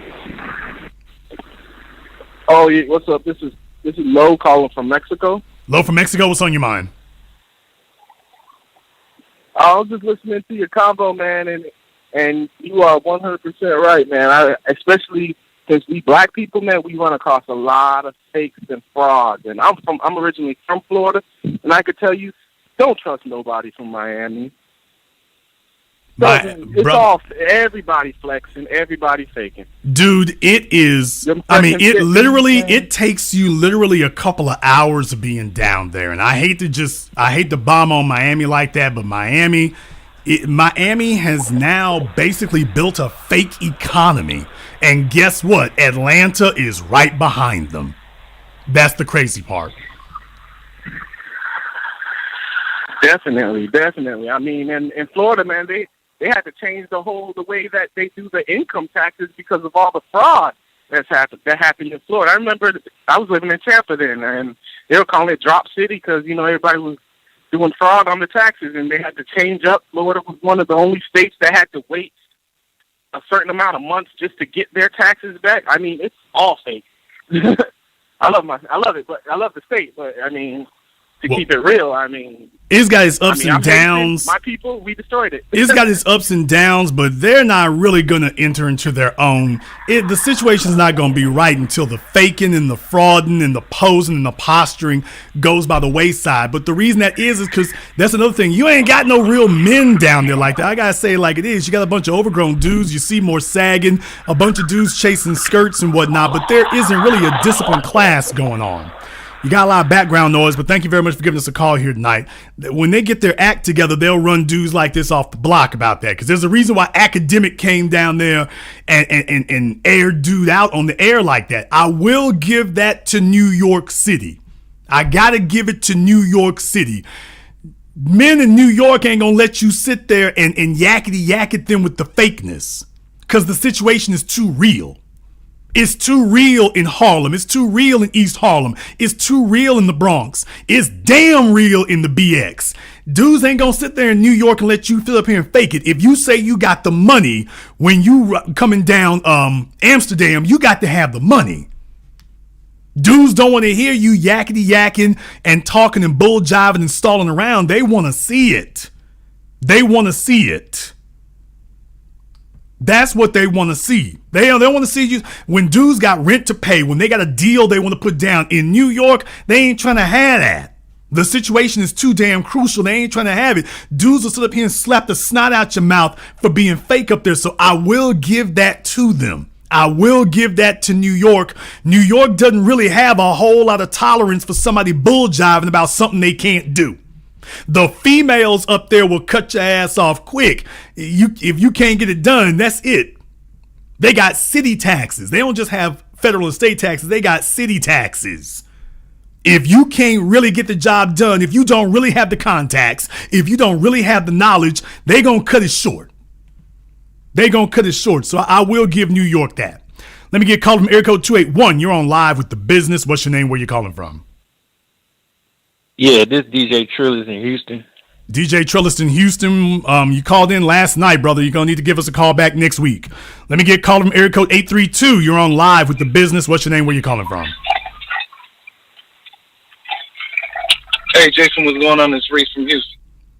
Okay, you say Reese from Houston? Yes, sir. All right, Reese, what's on your mind? Hey, yeah, man, I want to apologize. Last time I called in, you were saying I was on drugs. I just had got home from a long day at work, so I was a little bit, relaxed or whatever. But, yeah, I just wanted to call in. I think it's a chime in on perfect topic for me in my life right now because right now, yesterday, my wallet got stolen. And, of course, them cats, first thing they did, they went to Foot Locker, Armani Exchange, some other shoe store up in the Galleria Mall, faking in front and buying a bunch of gear off of my back, off of my dime, off of my hard work, and then they're going to sit around, stand around, front like they got some status or something, like they producers or they got their shit together or something. And it hit me after they stole my wallet. This exact topic came to mind. Like these cats out here, vulturing and stealing from other people and want to stand around, act like they doing something, like they got some status, like look at me, I got some Jordans on. So what? The only reason you got Jordans on is because you stole that shit from somebody else. So you ain't doing nothing. So a real woman see that you might get away with it for the night, but it begs a better question. And then they're going to realize you ain't about shit. Well, it begs a better question. We're talking about manhood. What the hell you gonna do with a pair of shoes? What is a grown man gonna do with I'm assuming you already got shoes on your feet. What is a grown man gonna do with an extra pair of shoes? And it really tells just about your priorities. There's one thing if you took somebody's wallet and got the money and spent it on something that you could flip. How the hell you gonna flip your shoes? How you gonna flip a shirt? They're not. What you're dealing with are individuals who literally don't have a dime to their names, and if they didn't steal something, they wouldn't eat. And that's the best they can think of. Thank you very much for giving us a call. Let me get a caller from area code 478. You're on live with The Business. What's your name? Where are you calling from? Yeah, this is Rich from Atlanta. Rich from Atlanta. What's on your mind? the number one thing is I think we missing that these guys are they're immigrants and they don't really connect with the foundation of Black Americans, and because these guys don't want Black women, they want white women, they want Latino women, and also the same thing with Kevin Samuels. And not getting those. They don't want Black women. Now, there's the killing part about it. The women that they're angling for and the women that they're doing all this craziness for, and they're not even getting them. Now, there's the crazy part. They're not even getting them unless they purchase them. Right, and that's the deal too. They're going on getting seeking accounts, sugar babies, and they're really destructive to like Black men and Black boys because they're telling us to go out and like get prostitutes, get call girls. They're faking their careers. Like I think in the beginning he was saying like he as if he had an engineering degree, like he graduated, but come to find out this guy never graduated from college and he never even worked in a field that he's always saying and promoting about, like engineering and stuff like that. So they're a part of like the fakest and the phoniest part of like, YouTube. And the real killing part is they hold court with a bunch of other people. It would be okay if it was just a small group, but just understand this is like when Oprah got started. When you have so many individuals who have failed and they haven't had anybody of any competence to tell them this is what you avoid. Don't let some slick talking person who slows it down slow enough for you to understand if you're not smart enough. Don't let them sit up here and waste your time with it. No, they actually let them sit there and waste their time. And then you get older and older. The years pass. They're holding whole anniversaries. And the situation for you isn't going to change. Because if you're in the company of other men, when you get in the company of women, what do women discuss? When you get in the company of women, women discuss what is in their interests. They discuss what they want.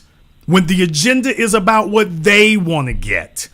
You sit up here and get these guys together. They get together as males and they don't start talking about a male agenda. It's whining and pitching and moaning about the females, but there is no actual agenda. Now, when you come here, there's actually an agenda. I actually talk to you about what it means. Hey, here's how we can get your weight up. Because understand, here's the real reason that you're upset and you're angry and that there are a group of followers out there are anal retentive and just so angry and upset at the universe. Yeah, the real problem with you fruit booty boys is that you got no power. And that's why Fresh and Misfit are sitting around out here throwing around fraudulent copyright claims now because they realize they're not respected. There's nobody saying, boy, I wish I could be like Fresh and Misfit. Wish I could be like them. There's nobody saying that. There are no females saying, you know what? I really wish I could get with somebody like Fresh and Misfit. I really wish I could do that. It's some scummy stripper broads, but that's it. There is no female of any worth, value, credibility, integrity, decency. They're not looking for that. You never walked into a room and saw that. You never heard a conversation where they're like, hey, you know what? That's the kind of guy we're looking for. That conversation never occurs. So just understand something. Men who ain't built can't build other men. And our conversations need to be about building up as men. Yeah, we can talk about the females from time to time. We can examine that from time to time. But if you are not having a regular discourse where you are focusing on your place as men, organizing as men, strategizing as men about what serves you, about how you can become better versions of yourself and then hold each other accountable and say, I will be back in 30 days to report my results. If you can't do that, there's a problem. And right now, you got a bunch of males sitting around gossiping like hens and gossiping like hoes and calling that building each other up. But nobody's saying, call me back in 30 days so we can discuss your progress. When I talk to people on the phone, male or female, but especially the males, you all know this. I say it to them every time. I want to hear back from you in 3 months. I want to hear back from you in 6 months. I want to hear back from you in 1 year. I will be here. And I have been here, and the ones who have called back, I've been sitting right here. We may take up where we left off. Yeah, I'm here to build you. And we will take this step by step and we will walk through this. I'm going to demystify it for you with some things you can actually use. This is a conversation you don't hear anywhere else. And the very fact that you got people who act like that's inconsequential, what that really just tells you is that they are satisfied. And this is sad. It's sad for any male anywhere to say that. This is sad that you have a group of males who will join an audience, watch somebody else lie their way through life, cheer them on for it, while you're sitting here stalling out and failing. That is the lowest form of male. Someone who is happier for somebody else fraudulently getting it than you actually ever discussing getting it yourself. Thank you very much for giving us a call tonight. Let me get caller from area code 929. You're on live with The Business. What's your name? Where are you calling from?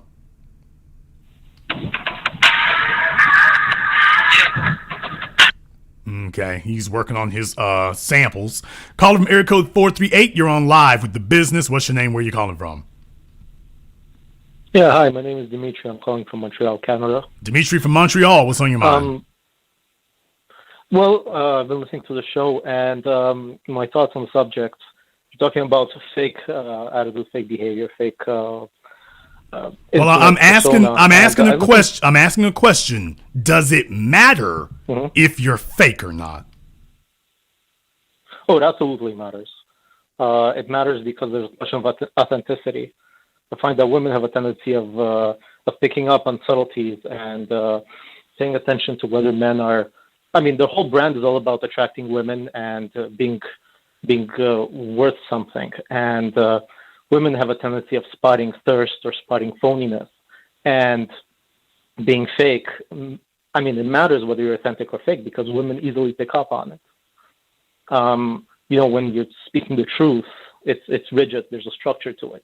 But when you're fake, when you're phony, when you're being dishonest, when you're making things up, you have a tendency of being. Well, people have a tendency of being wishy-washy or inconsistent. And when somebody hears you talk, especially, talk is cheap. They hear you talk and they know, they smell it on you. They can pick it up.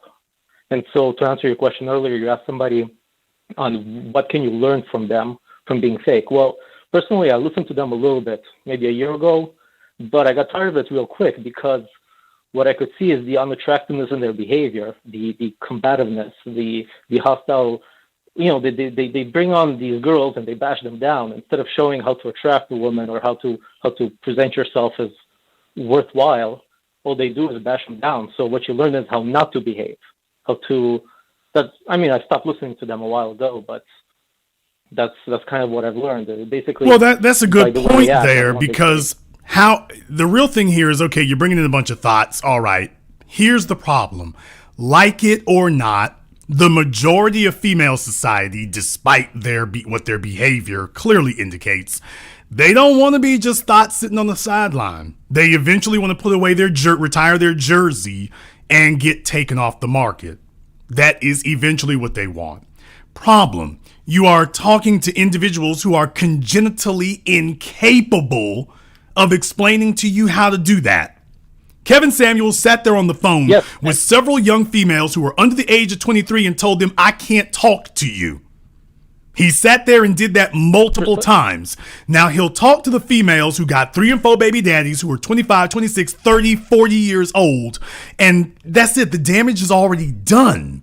It doesn't help to talk to them. So the females you can actually help, you don't want to talk to them. And the ones who are beyond help, those are the only ones you want to talk to. And what you tell them isn't going to help them. So what does that really communicate to you? He doesn't know how to help the ones who actually have a shot at it. He doesn't know how to tell them what the next step is. He's not built. He doesn't know how to tell you how to get a man who's built. He doesn't know how. So are you still entertained listening to this fakers that when you call him, I was like, okay, I'm at the age you're talking about. I'm at my prime. I don't have any kids. I'm ready to go. Okay, well, where you at? I don't know what to tell you. Okay, talking to a faker, is that still entertaining when you want to know what you need to do? Tell me, everybody, are you still entertained at that moment? Is that still fun for you? Are you still learning something? Oh, I'm sorry, I wasn't supposed to read the mail like that. I'll let you have the last word, Dimitri. Well, that's precisely it. The entertainment factor runs dry real quick, considering that they don't give any practical advice to women on how to behave. They just criticize them, they bash them down. Then men can't see it by example, and it's well, like you say, it's fake, and it doesn't have much value other than temporary entertainment, and even then, just for a little bit, and then it vanishes. Well, thank you very much, Jason. Thank you very much for giving us a call. Nye, please do give us a call again. You know, some of these chicks, when they want to get taken off the market, the conversation never goes to that because these dudes are not husband material. They're not provider material. They're not manhood material. They don't have any idea. They don't know what to do with a woman of substance. They've never met one who's worth investing in. And the white chicks that they're chasing, them broads ain't interested in them. They're just like, hey, take a look at these two fresh off the boat clowns. I can sit up here and run they damn pockets. And these niggas be throwing money all over the damn place. So these chicks know they got a trick, but they also know they don't have a leader. Beware of a female who doesn't want a leader, but the females are already wary. They can spot a guy's like, oh, if you're not able to lead, I can at least run your damn pockets. I can at least do that. So a woman who's actually looking to get taken off the market, she knows she ain't got nothing to learn from them. That's why they get combative and can argue with these dudes. A female knows when a nigga ain't got no game to offer. She knows when he's got nothing to say. She knows when she asked you a question and your answer didn't actually address what she asked. A woman knows when she called you up, kitten heels, and she asked you a direct question and the answer you gave evaded what she asked and you did not address what she said. I'm asking a simple question tonight. Does it matter if the people that you listen to are fake or not? Does it matter? Are you still entertained, even if the person that you tune into is an absolute fraud and fake and everything they're saying is just a bunch of babble and rambling? Are you still entertained? Or does it matter that what you're hearing, you only have a certain number of hours in the day and a certain number of years in your life? Is it worth it to you to spend those days or those years listening to somebody who's a complete fraud and can't offer you anything real? Does it matter? I'm asking a basic question. Does it matter? Caller Miracle 678, you're on live with The Business. What's your name? Where you calling from? Neeran from Stone Mountain. All right, what's the name again? Neeran from Stone Mountain. How you doing, Mr. Black? Neeran from Stone Mountain. What's on your mind? I have two questions. First question, and this is a true story. I was riding with my partner, and he tried to put me on to Kevin Samuels.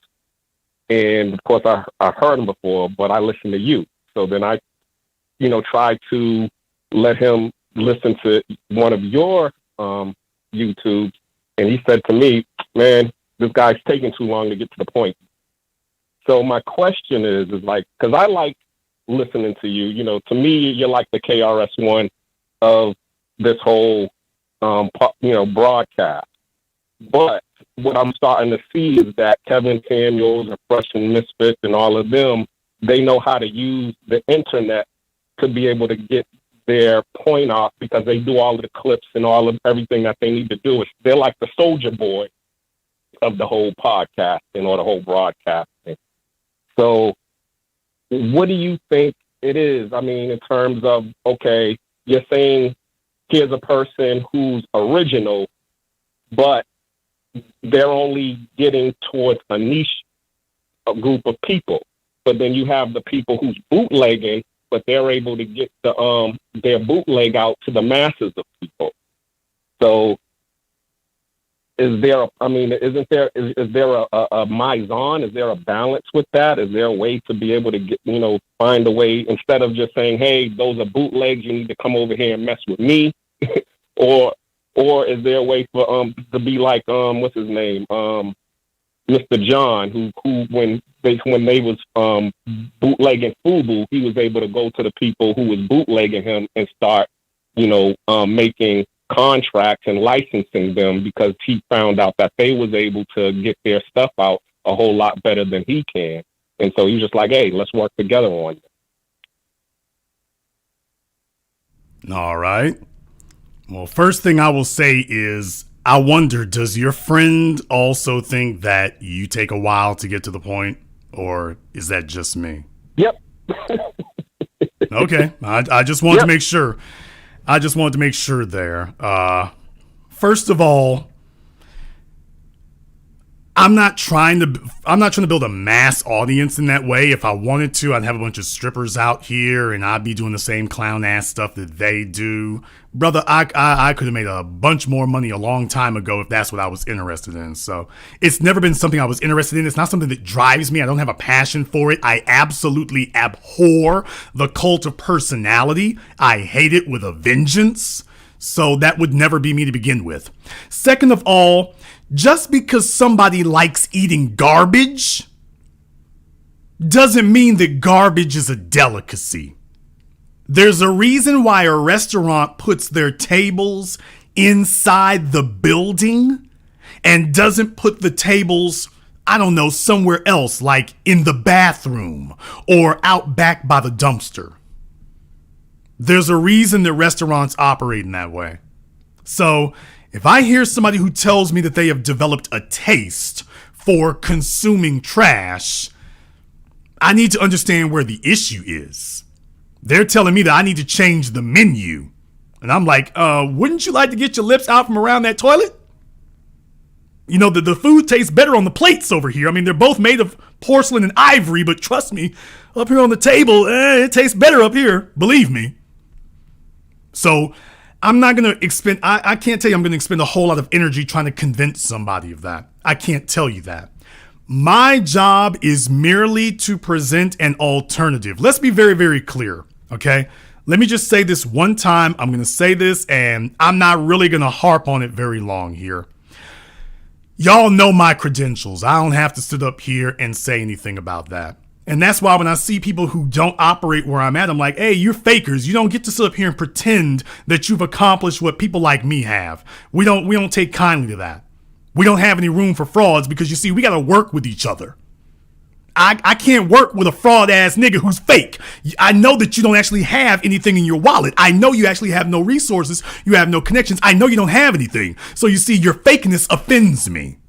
Because I look for real people that I can network with. I can't network with a damn fraud. So your fraudulence offends me. Well, guess what? Your friend is a faker too. Fraudulence doesn't offend him. He wants to be entertained. What your friend wants to hear is that the women are screwed up because they don't gravitate to him in his broken, bummy, dusty ass deficient state.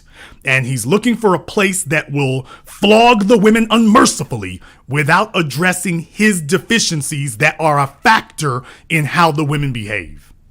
That's what your friend doesn't like. He also doesn't like the fact that when you come here and listen to me, the conversation gravitates very quickly back to performance. I'm going to look at you. How many times have we had guys call in trying to castigate the females, and then next thing they know, I turn around and ask them, by the way, what are you doing? What do you do for a living? They know as soon as I say that, oh hell, here it goes. This ain't Kitten Heel's show. And that's very offensive. Now, your friend who said I'd take a while to get to the point, just out of curiosity, what does he do for a living? IT and real estate. I don't believe that for a second. Try again. It's true. Okay, that doesn't even make sense. Okay, brother, that doesn't even make sense what you just said. He does IT and real estate? That doesn't even make sense. How long has he been doing IT? Well, ever since we got out of the military, so about 20 years. So he's been doing IT since 2001. Yep. He does IT and real estate. Correct. Then he sucks at IT. After 20 years, he's an absolute failure at IT. That doesn't even make any sense. That's like saying that you're a doctor who cuts lawns on the weekend. You're not a very good doctor. What you said makes absolutely no sense. And if that is true, then he's a terrible IT person. After 2 decades, he's awful. So no wonder he doesn't. If that's a true statement, and I don't believe it is, but if it were a true statement, then yeah, that would explain why he doesn't like it. Yeah, he doesn't like it because I keep hammering on performance and he ain't up to code. Now, usually what I do at a moment like this is I ask to see their social media. Because if I've got somebody who sits up here and says they prefer this obvious fraudulence and whatnot, I'm like, okay, let me take a look here and see, why is he so interested in that? Where's the difference? We know what the difference is. It's the difference of performance. 20 years in IT, and it's going so great that he has to, quote, do real estate. Is he a licensed real estate agent?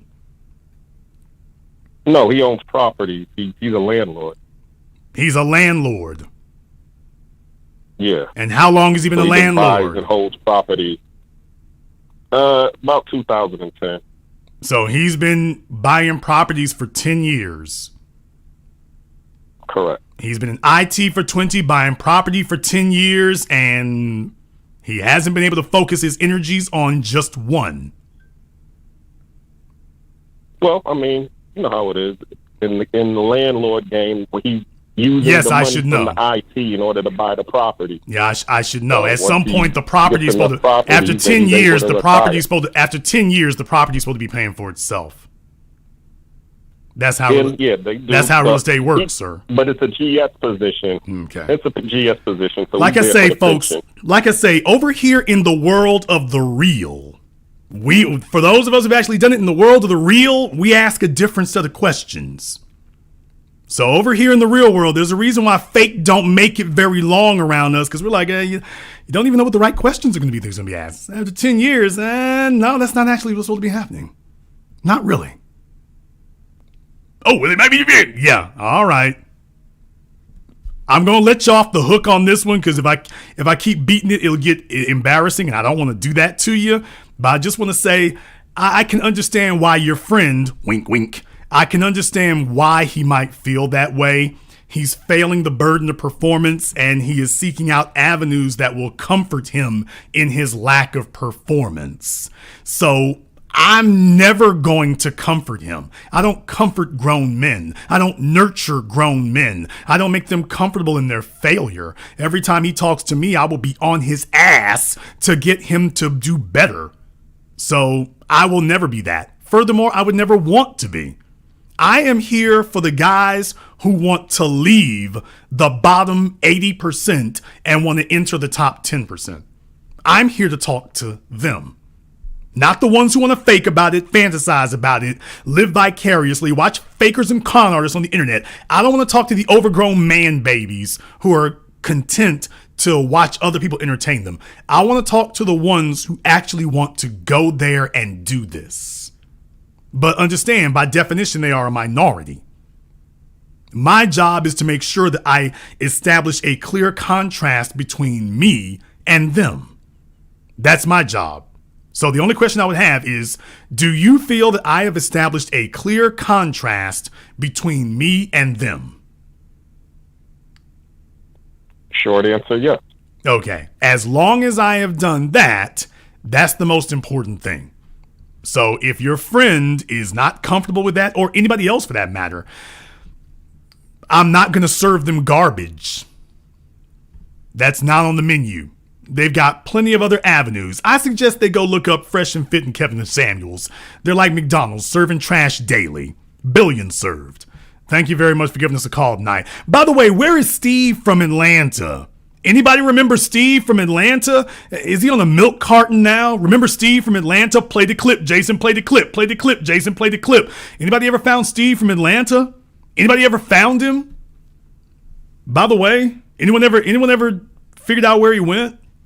Did he get kidnapped? Human trafficking? Where is he at? Asking for a friend. I'm asking for his parents. They might want to know his whereabouts. If anyone knows where Steve is,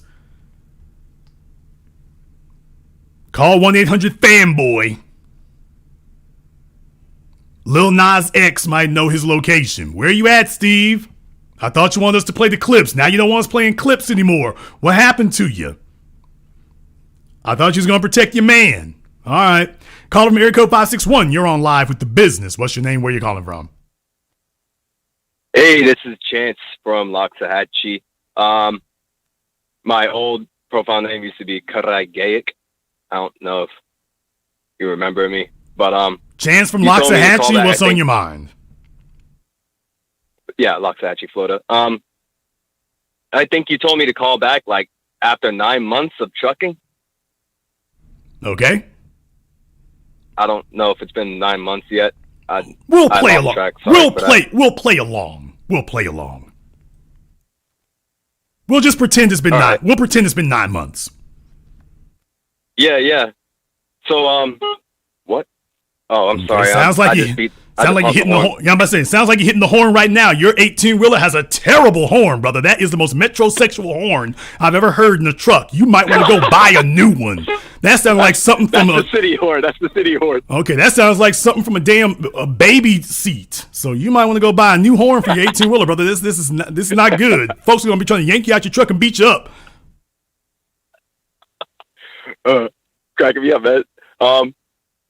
Yeah. So I've been driving for a while. I'm sorry for switching up the topic here. I want to stay on the topic of Fresh and Fit and all of them and the Faker phonies. But I've been driving for a while, and I want to leave to go and do Walmart, or not Walmart, FedEx. But I'm not done with the student loan thing yet. So like, would you suggest like I finish like driving until like the student loans completely pay off, and I go? Yes, you don't need to be jumping around nowhere. When you are in your first 2 years, you need to be focused on experience. Get the miles. Everybody's trying to figure out how they can fast track this thing. You got to put in the work. You need to get your miles now. You have gotten your CDL. Yeah. Did you get your endorsements? No, I didn't. Okay, you're bull jiving. I don't want to hear it. Dijon called me up and whatnot. He been sitting up here bugging for weeks, but he stayed on it. If you don't have your endorsements, brother, I can't take you seriously. You're not doing your due diligence from the beginning to make sure this works. So this is why you talking about, well, can I do something else? Whatever. You haven't done your due diligence first. You put in the things I tell you here, work the system as long as you're supposed to. The dividends will come on their own, but y'all can't sit up here and hop around like that. You have got to invest the time. I'm not telling you to invest a decade. I'm telling you invest 24 months. 24. That is it. But you got to put in your miles, man. In the trucking business. So how soon can I get the endorsements for doubles? You can get the endorsements now. Dijon just got his. There's no reason. Your hazmat, hazmat depending on where you are, but your tankers, your doubles, your triples, you can get all of that now. There's no reason that you can't. There's no reason you can't. You're waiting for nothing? No, you can go get all of that now. There's no reason you have to wait for that. I am now in the chat room. They said all the endorsements. I am a fan of getting every endorsement that you can for one reason. For my coast to, if you're a young man, kid in heels, if you plagiarize this, you satin and lace wearing nigga. For the fellas out here, if you're gonna make any real money, you got to drive coast to coast. And if you're young and you don't have a family, that's most advantageous. Now, I know a bunch of dudes who they got families and they still run them roads. So it is what it is. But if you're young, I've been to LA, I love it. Well, if you're young and you don't have a family, man, you get to see the world, because it's not like being on an airplane where you miss everything. You actually get to drive through these places. So these are, while everybody's talking about these different cities, these are places you've been to. So if you want to know why it is I know so much about America, I drove a lot and I still drive a lot. I very rarely get on an airplane, primarily because the TSA keeps harassing me. But you'll learn so much in that regard. But if you got the latitude to be able to do so, then go ahead and do that. If you got the latitude, and in the process, you're going to pick up so much. But the real money comes from keeping them wheels turning. And the way you maximize the value of each rotation is your number one, your endorsements are something you can get at the front, and the experience is what you get at the back. Once you got the combo together, then when you decide to make your next move, because I'm a big fan, I've seen too many guys get in the trucking business, and in my opinion, the biggest issue that I see is that they go to places that are not very welcoming environments, and it winds up running them off. So if you can find a place where ain't nobody messing with you, and you can just go in there and go do your work and get paid and everything, I think I would give up 10, 20 cents a mile to be in a place where I'm not being messed with and can just go ahead and do what I got to do. And that's okay, because you're going to do enough fighting with the state troopers, fighting with the way stations. You got enough to deal with on the folk driving crazy on the damn freeway, tolls. You got enough insanity going on when you get behind the wheel. Give yourself every advantage and every opportunity and put all the chips on your side of the table that you can, so that eventually when you get your 1.5 years, 2 years in, you got the experience, you know the ropes, you know the game. Now you're ready to start calling hands, because this is the part that only experience is going to give you. I want to get you guys started. I don't just up here and just drop everything on you. The first company, my truckers will all bear me witness. The first company you go to work with absolutely is not going to be the last one you're going to drive for. Those are the folk you starting with. You're eventually going to go somewhere else because you got to bump your money up. But you're not going to do that before you're ready to deal with some of the politics and bullcrap that goes on over there. So if you get your endorsements, I don't have to worry about hearing some damn horror story that you were driving through South Carolina. And let me tell you, I have never seen more state police on a freeway than I have in South Carolina. In all my years of driving, South Carolina. Yeah, you coming out of Florida and whatnot. South Carolina, Georgia is probably the second worst, because Louisiana is, I used to think Louisiana was terrible. And then you start going through Georgia and South Carolina. South Carolina basically got a damn state trooper every 2 miles sitting out there. I mean, that half the damn state budget is dedicated to pulling people over, mostly black. But in any case, what I'm saying is, okay, as a truck driver, you know they targeting, man, you got to have your paperwork straight. So he's going to pull you over and he's like, okay, let me see if this nigga trying to get over on something. Because the company might not have asked you if you have your hazmat, but he is. When he pulls you over, let me see your logbook, let me see your endorsements. Oh, you pulling a load you ain't supposed to be pulling. Man, they would love to be able to sit there and take your damn truck from you and take the load from you, because they know you're going to get fired. White supremacists all over the damn place. He's looking to catch you slipping because he knows, okay, nigga, I got you. Because you're thinking, okay, I'm going to slip by this time. You can't do that, man. You can't do that. So I want all of y'all to know, no riding dirty. Make sure you're ready before if you stay ready, you ain't got to get ready. So get your endorsements on the front end, so that way you rolling legit. And when they just assume you out here trying to ride dirty, you won't be. They're pulling you over for nothing and wasting their damn time. And that's what you want them doing, is wasting their time, not yours. So that's the good part about it. Before you go, I wanted to address your question about the kitten heels and fresh and fit and all that. Addressing your question. Hell yeah, it matters if you're fake or real. You can't be fake. Well, the reason you can't be fake, brothers, I want you to understand something here. I want you to remind everybody how old you are. 29. You're 29 years old. You're young enough to be my son. If I started at an early age, but you're young enough to be my son. I want y'all to understand why I don't have any regard or respect for these old niggas who didn't get anything kicking off in their lives, and they have absolutely no shame getting on the internet lying through their damn crooked ass asbestos covered teeth to young men like you, faking it's something that they do not know. You need to have concrete, actionable, practical information that you can act on. You're a young black man in an outrageously hostile environment. If you live down there in Florida, nigga, I ain't got to tell you nothing about what's going on down there. When I called Florida as one of the first gentrified states, I did that a decade ago. Doubled down on it 5 years ago. You tell me, oh, you ain't have to tell me a damn thing. Interstate 10 crossing over from Alabama. In the last few years, if y'all know this, if you've been through Interstate 10, when you cross over from Alabama to Florida, coming from west to east, you'll notice there's a big ass subdivision they done built there, just on the other side of this Alabama state line. What does that tell you? There is no geographic difference. There is only a jurisdictional difference. So in other words, any spare piece of land in Florida now is being deemed as, quote, valuable. It doesn't have to be beachfront anymore. That used to be the real hook for Florida. Doesn't have to be beachfront anymore. Just being in Florida itself is the, quote, status symbol now, even as far up as into the panhandle. Tallahassee, you ain't gonna be hood for too much longer. What I'm saying is Tallahassee ain't gonna be hood for too much longer. It won't be able to be.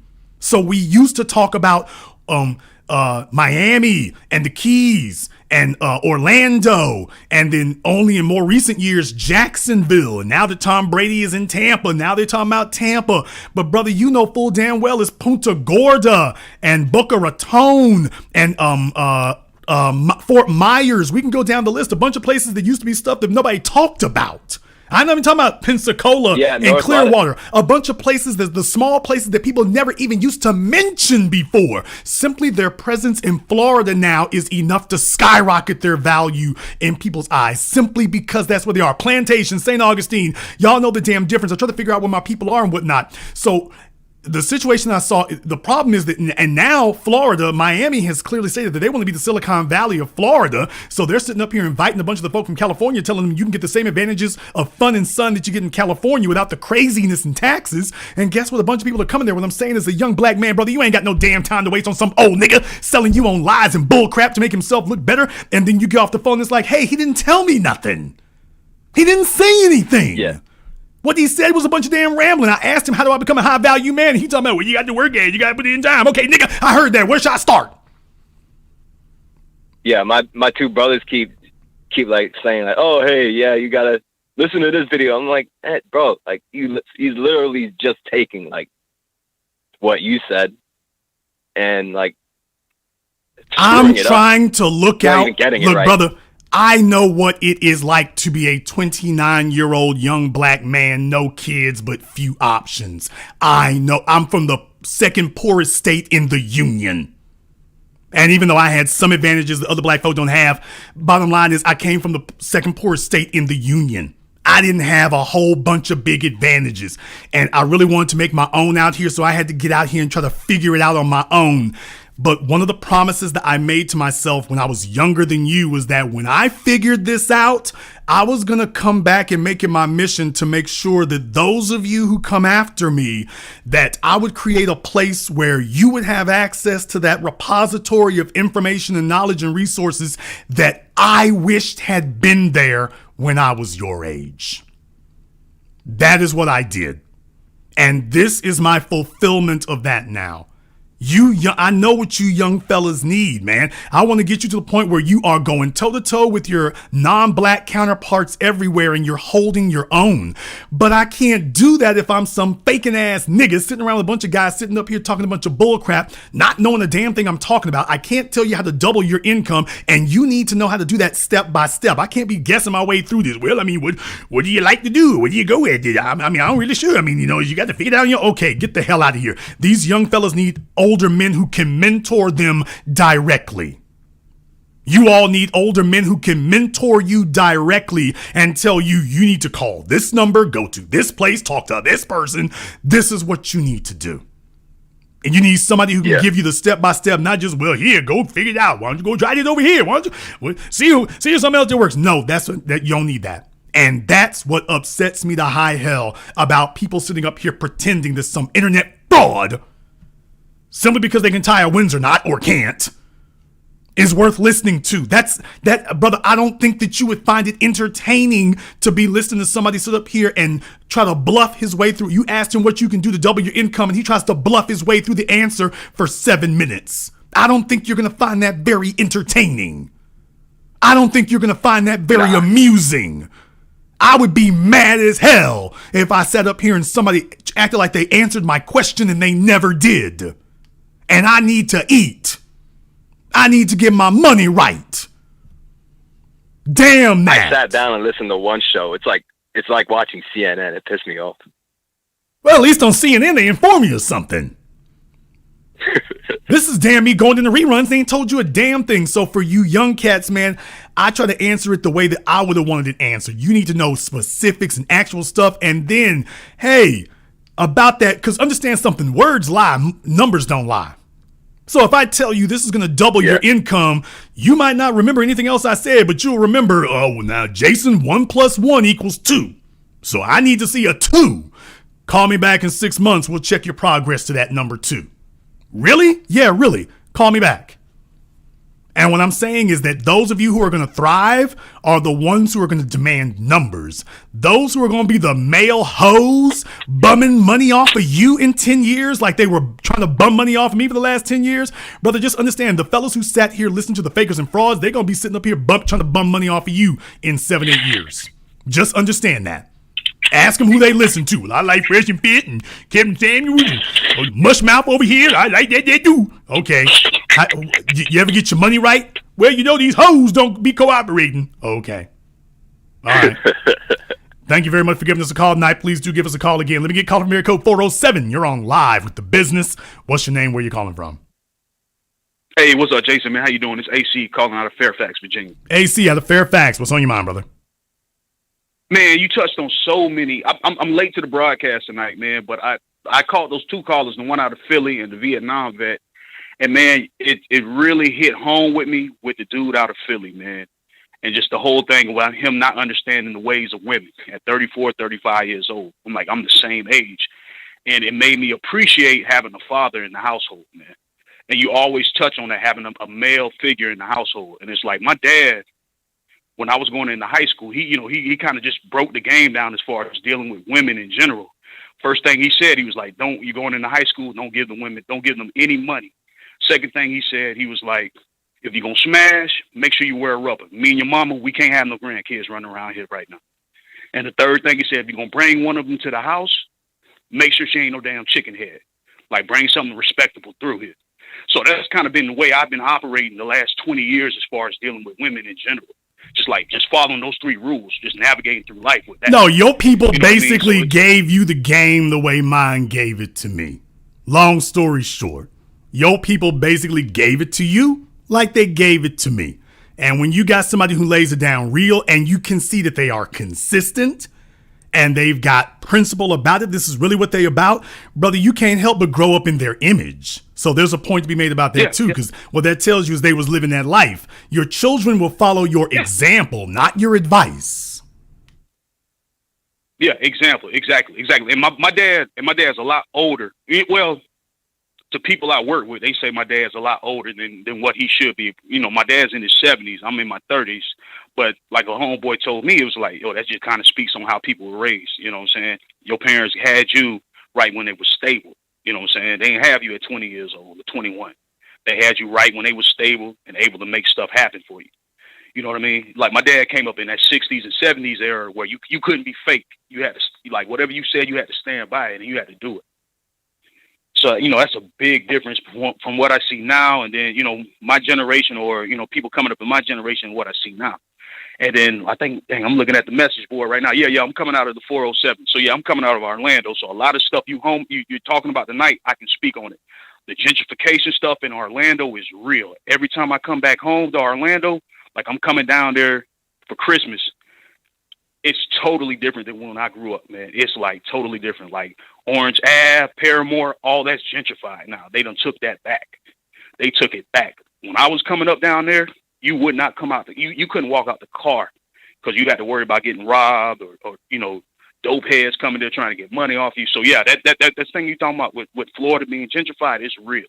It is real down there. And if you ain't got property already down there, I don't know what to tell you.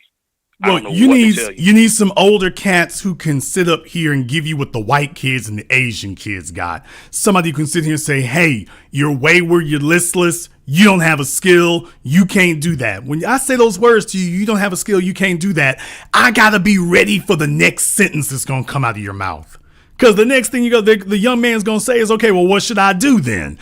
You got to be ready to deal with that. You have got to be ready to confront that specific question, brother. Because like I say, this is when you can tell when a nigga has been raised in an environment where he had to deal with the people in front of him or whether he didn't. Because I'm from Shreveport, which 25 years ago, it was the murder capital of America. So just understand, I learned, and I know that kind of vacillates from one place to another. We gave up that title, thank God. But for a while, we were the murder capital of America for a few years. Okay, I learned how to keep my head attached to my shoulders. You got to know who you're talking to and the environment that you're in. You got to be able to feel folk out. You got to know exactly what type of cat you're dealing with sitting there in front of you. You got to develop that as a skill. You can't bluff your way through that. You try bluffing your way through something when somebody wants to jack you. Think you're going to bluff your way through that. Yeah. You got to know exactly what you're dealing with. So when a young man asks you, okay, what should I do? I got to be able to look at him and see, I'm not going to sit up here and talk to some GED student about being no damn neurosurgeon. I'm not going to talk to, I got to deal with him where he's at. Hey, brother, let me see about you got to go to the real. Let me see about, I'm taking a look at you right now. I don't think you this gigantic student like that. He's going to be trying to get some money together quick as he can. Okay, brother, you the type of cat, we need to get you a CDL. We can get you that in 4 weeks. And if I can get him that far, and give me a month, and if I can get him that far, once he gets off into it, I think my chances are pretty good of being able to get him there. Now, for somebody else, in his case, I might want to get him to the trades. Now, that's going to take him closer to a year. So I got to decide, is he the kind of cat who can do this for a month, 2 months? Is this something we can get him for a year? Is he more technically inclined? Let me get him in IT. You know, do I need to send him into nursing or whatever? There might be a lane for that. But I got to be able to tell exactly where he's going and what the lane is he needs to be in and make sure it's something he can actually maintain. I can't bluff my way. Well, what do you want to do? Damn that. He doesn't know what he wants to do. He needs somebody who can see in him what he cannot see within himself, and like your folks did, and keep it real with him. Dude, you ain't no doctor. Don't tell me you want to be a doctor or a lawyer. You ain't lawyer material, nigga. Let's to get your CDL. That's what you need to do. You're right. You totally right, man. And just, so I'm in the DMV area right now, man. And the whole thing with that fakeness, it's real. It's a lot of people up here making money, but it's also a lot of perpetrating going on. You know what I mean? It's a lot of perpetrating. Like I know cats, I know people got Maseratis and all these foreign cars, you know, exotic cars. But you get behind that facade, behind that veil, behind that curtain, man, these cats ain't got but $500 to their name. Brother, and here it is. I'm driving my little sensible car. You know what I'm saying? My car is like, you know, when I'm going to the car lot, they trying to upsell me. I'm like, nah, I don't want all that. I want this. I need a point A to point B type of vehicle. Look, you know, Fairfax Fairfax is one of them ground zeros for that. Fairfax is one of the, if not, at one time recently, Fairfax was like the wealthiest zip coder in America. Recently. Yeah, it was. And yeah, it was. Well, I'm telling you like that, you got a good concentration of black folk who got pushed out of Arlington and whatnot. So they get pushed up the road into Fairfax and whatnot. And think about that for a few moments. That's what you're dealing with there in a place that most people have never heard of and would never think of in that way. And then I dropped Charlotte on you. Charlotte, North Carolina was the Bank of America got their headquarters there and a bunch of other banks got their headquarters there. It ain't just for the baby being there. So I'm just saying there's all kinds of places around America right now that the money is flowing and young people who got their parents screwed off from the civil rights era and whatnot, y'all ain't got nothing to work with. You need some old cats who know the ropes and can get you up to speed quick. Not some old nigga bluffing and can't actually tell you anything. That just makes me freaking sick, man. I'll let you have the last word. Nah, Jay, I mean, everything, like, I'm gonna tell you my story, how I latched on to your program. Yeah, I was listening to Kevin. Yeah, it was cool, but I could kind of see through the facade, man, with the suits. Like, one of my aunts always said it, just because somebody got on a suit, it don't mean they bout something. And like a homeboy said, he was like, man, I could put a monkey in the suit. It don't mean you're going to listen to the monkey as far as like financial advice. So it's like just because he got on the suit or whatever, or he has on all the materialistic stuff doesn't mean he knows what he's talking about. If you know what I mean? Learned so early on, if I cannot put what the person told me into practice, what is the essence of communication? The essence of communication is turning the complex simple. Don't tell me that it's difficult to learn. If I'm a good communicator, I should be able to turn something that's complex and turn it simple. And once I've taken this complex idea and made it simple, I then need to give it to you in a form that you can put it into action. If I can accomplish those two things, you can have everything. But focus on having people around you who can accomplish that. Thank you very much for giving us a call here tonight. That's very important. Caller from area code 651, you're on live with The Business. What's your name? Where you calling from? What's up, Jason? It's Glenn Jackson calling from Minnesota. Glenn from Minnesota. Where at in Minnesota? St. Paul. Glenn from St. Paul, what's on your mind? What's up? Yeah, I was just wanted to chime in, and when it came to you talking about this Kevin Samuels, that I like a lot of my peers around him listen to him, and like it's crazy because I like soon as I laid eyes on him, like I just knew something about him was just like off. And I just couldn't even like really listen to all the way he talked. He talked too feminine, kind of, And I couldn't really. I didn't like. I automatically just knew something was not up with that guy. Well, at the end of the day, the real question is: after you hear them talk, it should all come down to one question: what are we supposed to do? I started tonight's program by asking a simple question: does it matter if you're fake or not? And the way you determine if something is fake or not is real simple. Can I put the words I just heard, can I execute them and put them into actual action in the real world? Can I do that? Or is this intended for me to sit here, nod my head, giggle from time to time, and then we can come back here tomorrow or the next day and do it all over again? And I'll start off the program here by talking about how Fresh and Misfit are real angry and running around giving out bogus copyright claims because they want to shut people up who are telling the truth about the fact of what they're doing out there. And the real issue is they've lost respect, and now that's hurting them and stinging them because they thought all this time, they thought some simp moves would work. They thought they could buy respect. You can't buy respect. Right. Respect has to be earned. Respect doesn't have a dollar value on it. Money helps in getting respect, but money can't buy it. And now they're feeling the pain of knowing that the people who are looking at them don't actually respect them. So now they're like, well, if we shut up the critics, then that'll be it. That's not going to work either. You're going to have to earn respect. But if you are incapable of earning it, it doesn't work. Right. And I tune people into your program all the time, and like 90 I don't know seconds. what it is about them listening to you. It's like I guess you just tell too much. I guess you're just too real with them. You're too real with them. They can't take it. Every time I show my friend, my mother, they just cannot take what you have to say. And I understand everything, for the most part, because I just look at things from another perspective, I guess. And they just too stuck into their ways to just saying and actually just be objective and listen to what you have to say. And I don't want any of you to be ashamed or worried about folk who are not liking it or not feeling it. Just understand, Oprah had a massive audience for 3.5 decades. She had a massive audience. She had millions and millions of women around the world. So did Sex in the City. And was that ad populum argument? What did it get them? A whole bunch of lonely ass women who are wishing they had a do-over. So just because the audience is large doesn't mean it's right. And I want you all to understand that you're going to have to deal with that situation just like we got to deal with the situation now. All those females that she misled, most of them have aged out. They're no longer eligible. They become the cast-off grandmothers. 10 seconds. And now you're looking at the daughters or granddaughters maybe. And that's what happens when you listen to the wrong people. So understand, listening to the wrong people has consequences. Before it was on TV, now it's on the internet, but the result and the effect is going to be the same. Thank you very much for giving us a call tonight. Let me get caller from area code 678. You're on live with The Business. What's your name? Where you calling from? Alex Gates, first time caller, Patreon member.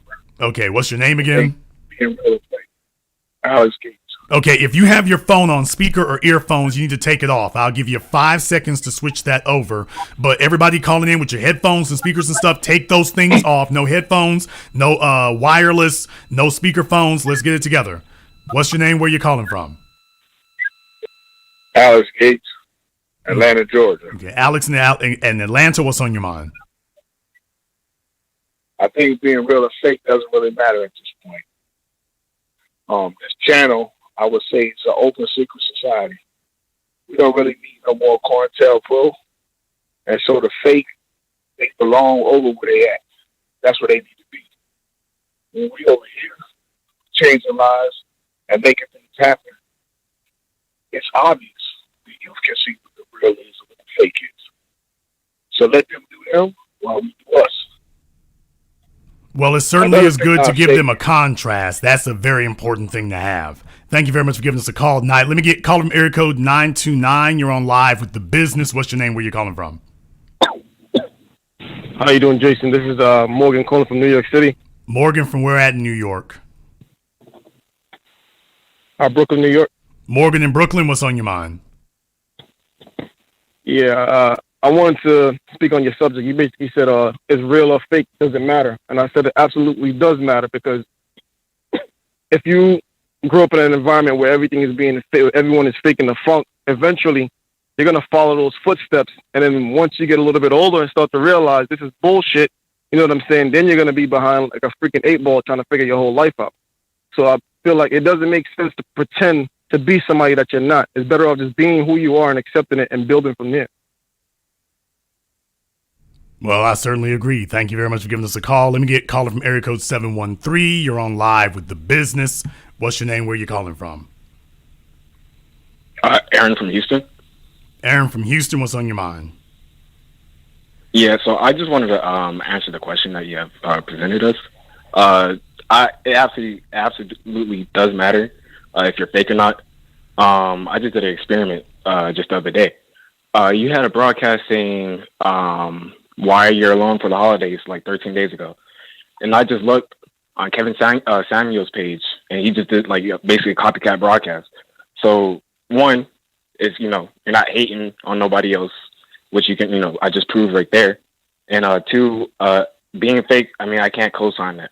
If you're stealing another man's flag, you can't, you don't have it in you to, come up with your own original stuff, original content. And really being fake, you're just leading everybody into a bottomless pit. So I just want to say I appreciate, you bring up this topic. I appreciate, bringing this platform to us for people like me, coming up. And I'm trying to get people on, and this really doesn't go unnoticed. So. Well, thank you very much for giving us a call tonight. Please do give us a call again. Let me get caller from area code 980. You're on live with The Business. What's your name? Where are you calling from? Hey, I gotta turn my headphone off. Can you hear me? Hello? Yes, you're on live with The Business. What is your name? Where are you calling from? Hey, Mr. Black. My name's Joe. I'm calling from Charlotte, North Carolina. All right, Joe, what's on your mind? I do agree with the fake and fraud episode.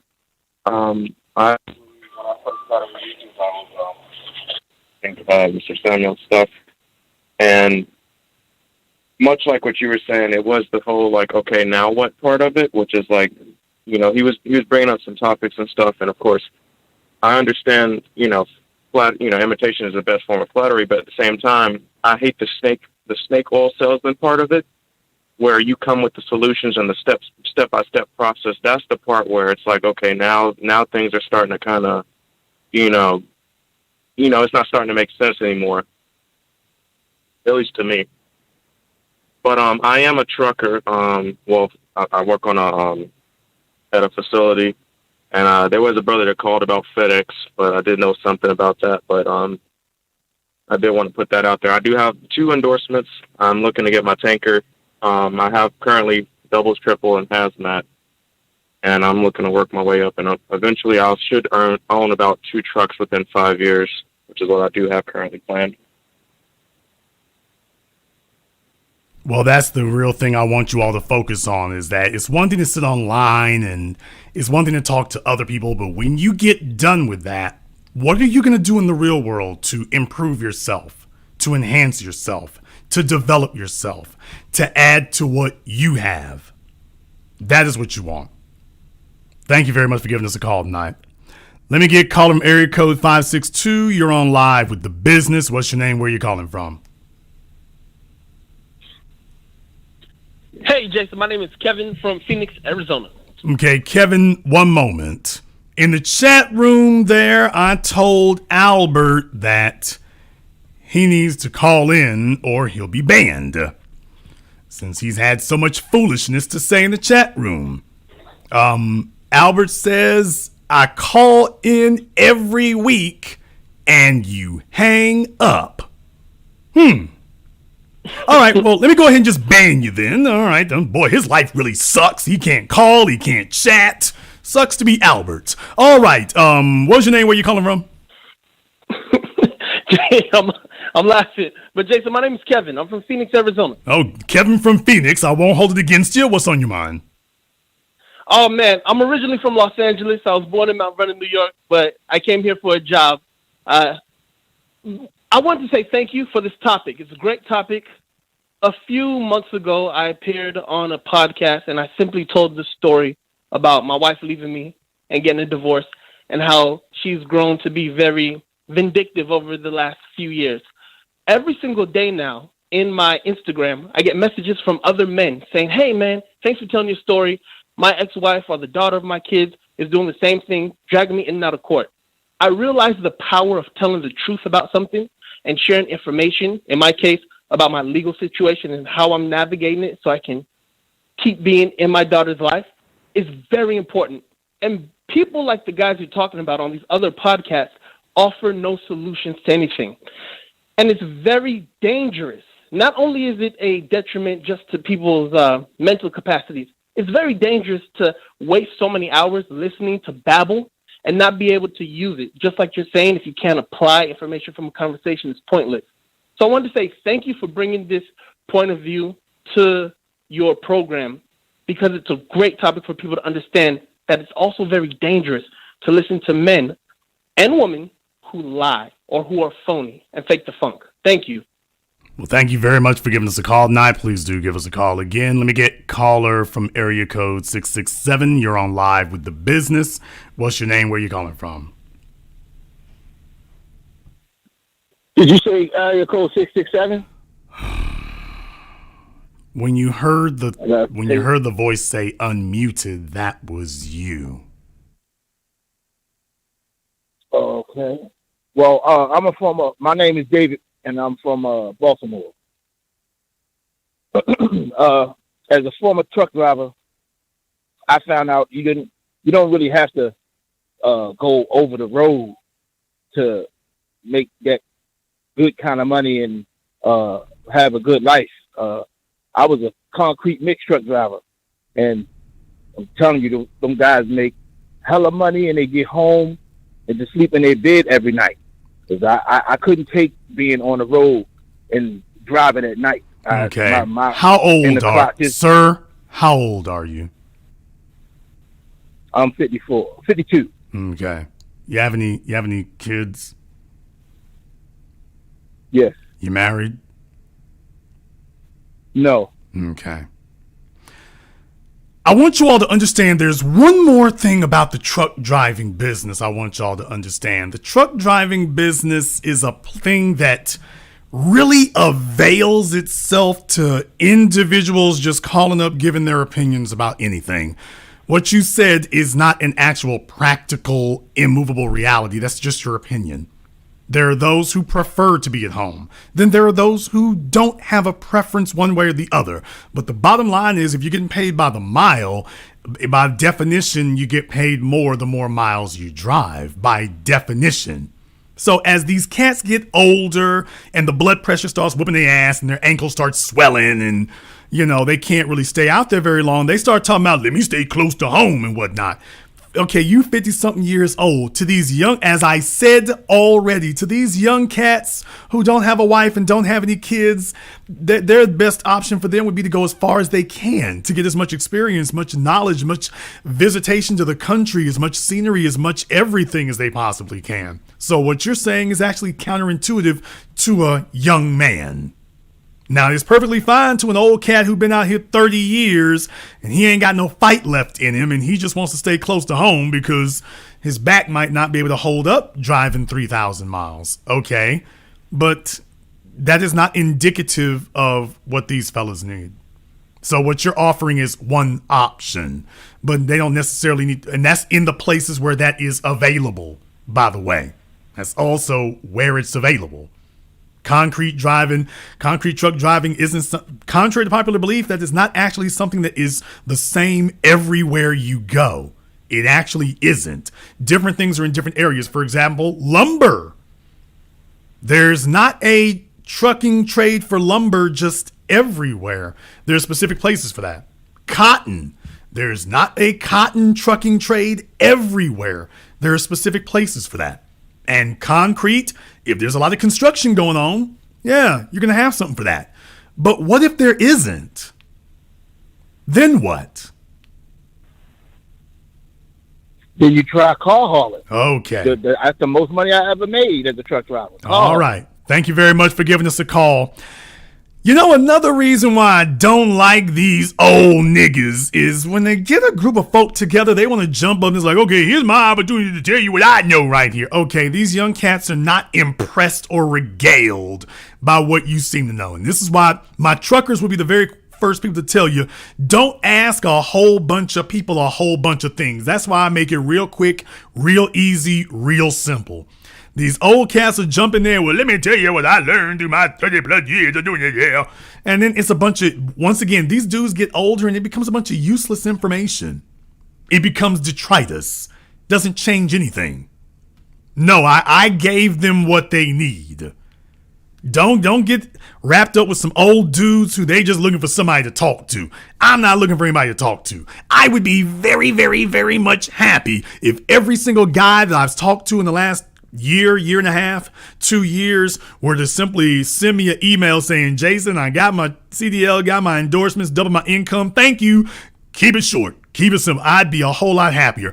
I don't go back and forth. People will tell you that. You don't see me on other people's YouTube channels.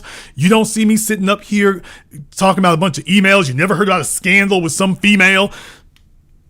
You never heard any of that. If you see me show up somewhere else, it's an event. I don't go around just talking to people everywhere. I don't go around looking for somebody to speak to regale them with my knowledge. If you come to me, I'm going to give you the game. When you leave, you're going to have it nice, simple, sweet, to the point. But watch out for these old dudes. They looking for somebody to talk to. And that's why I'm like, okay, bruh. Yeah, I figured. These young cats are not impressed by that. Does it matter if you're fake or not? Simple thing I was asking you tonight. Does it matter if you're fake or not? To the folks that it doesn't matter to, just understand they're going to be Oprah Winfrey's audience here in a few years. They're going to be able to regale you about all the time they were sitting back listening to Fresh and Misfit. Talking about all the times the hoes got into fights and all the yelling and screaming they did, just like Jerry Springer's audience from 20 years ago. They ain't got a damn thing to show for it. So you need to ask yourself a question. Do you want to have a life where there's nothing to show for it? Or do you want to have a life where there's actually some benefits to show for it? There's a simple question to be asked there. Show me where a fake person ever helped you to develop real benefits. Show me where a person who was lying about everything they were doing ever helped you to get to something true. Now that seems like a simple IQ test. It seems self-evident. But understand, you have a group of individuals, if they are so used to failing, they're not holding anybody accountable for what they're saying. They don't give a damn if it's real or not. They're already intellectually married to it. They're invested in it. Which means they're not invested in results. They are invested in their connection. Are you invested in results? If you are, you damn right. It matters if who you're listening to is fake or not. You're damn right it does. Absolutely.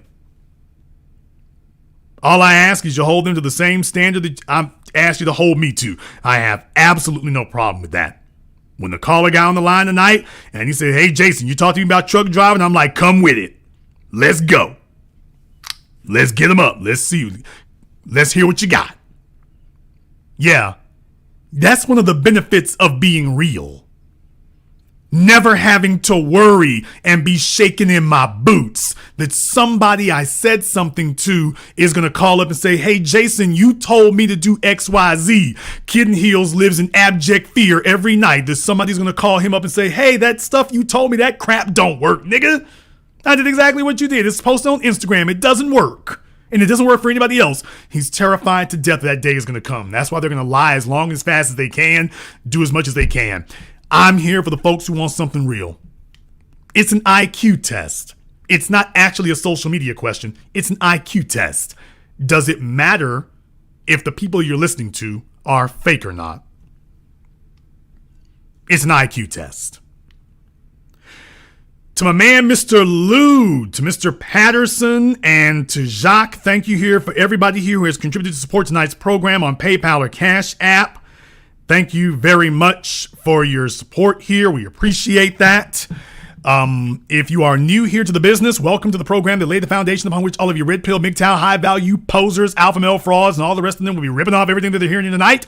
They'll be back doing this again next week, or even tonight. They'll be stealing it from me, but you heard it live and direct here first.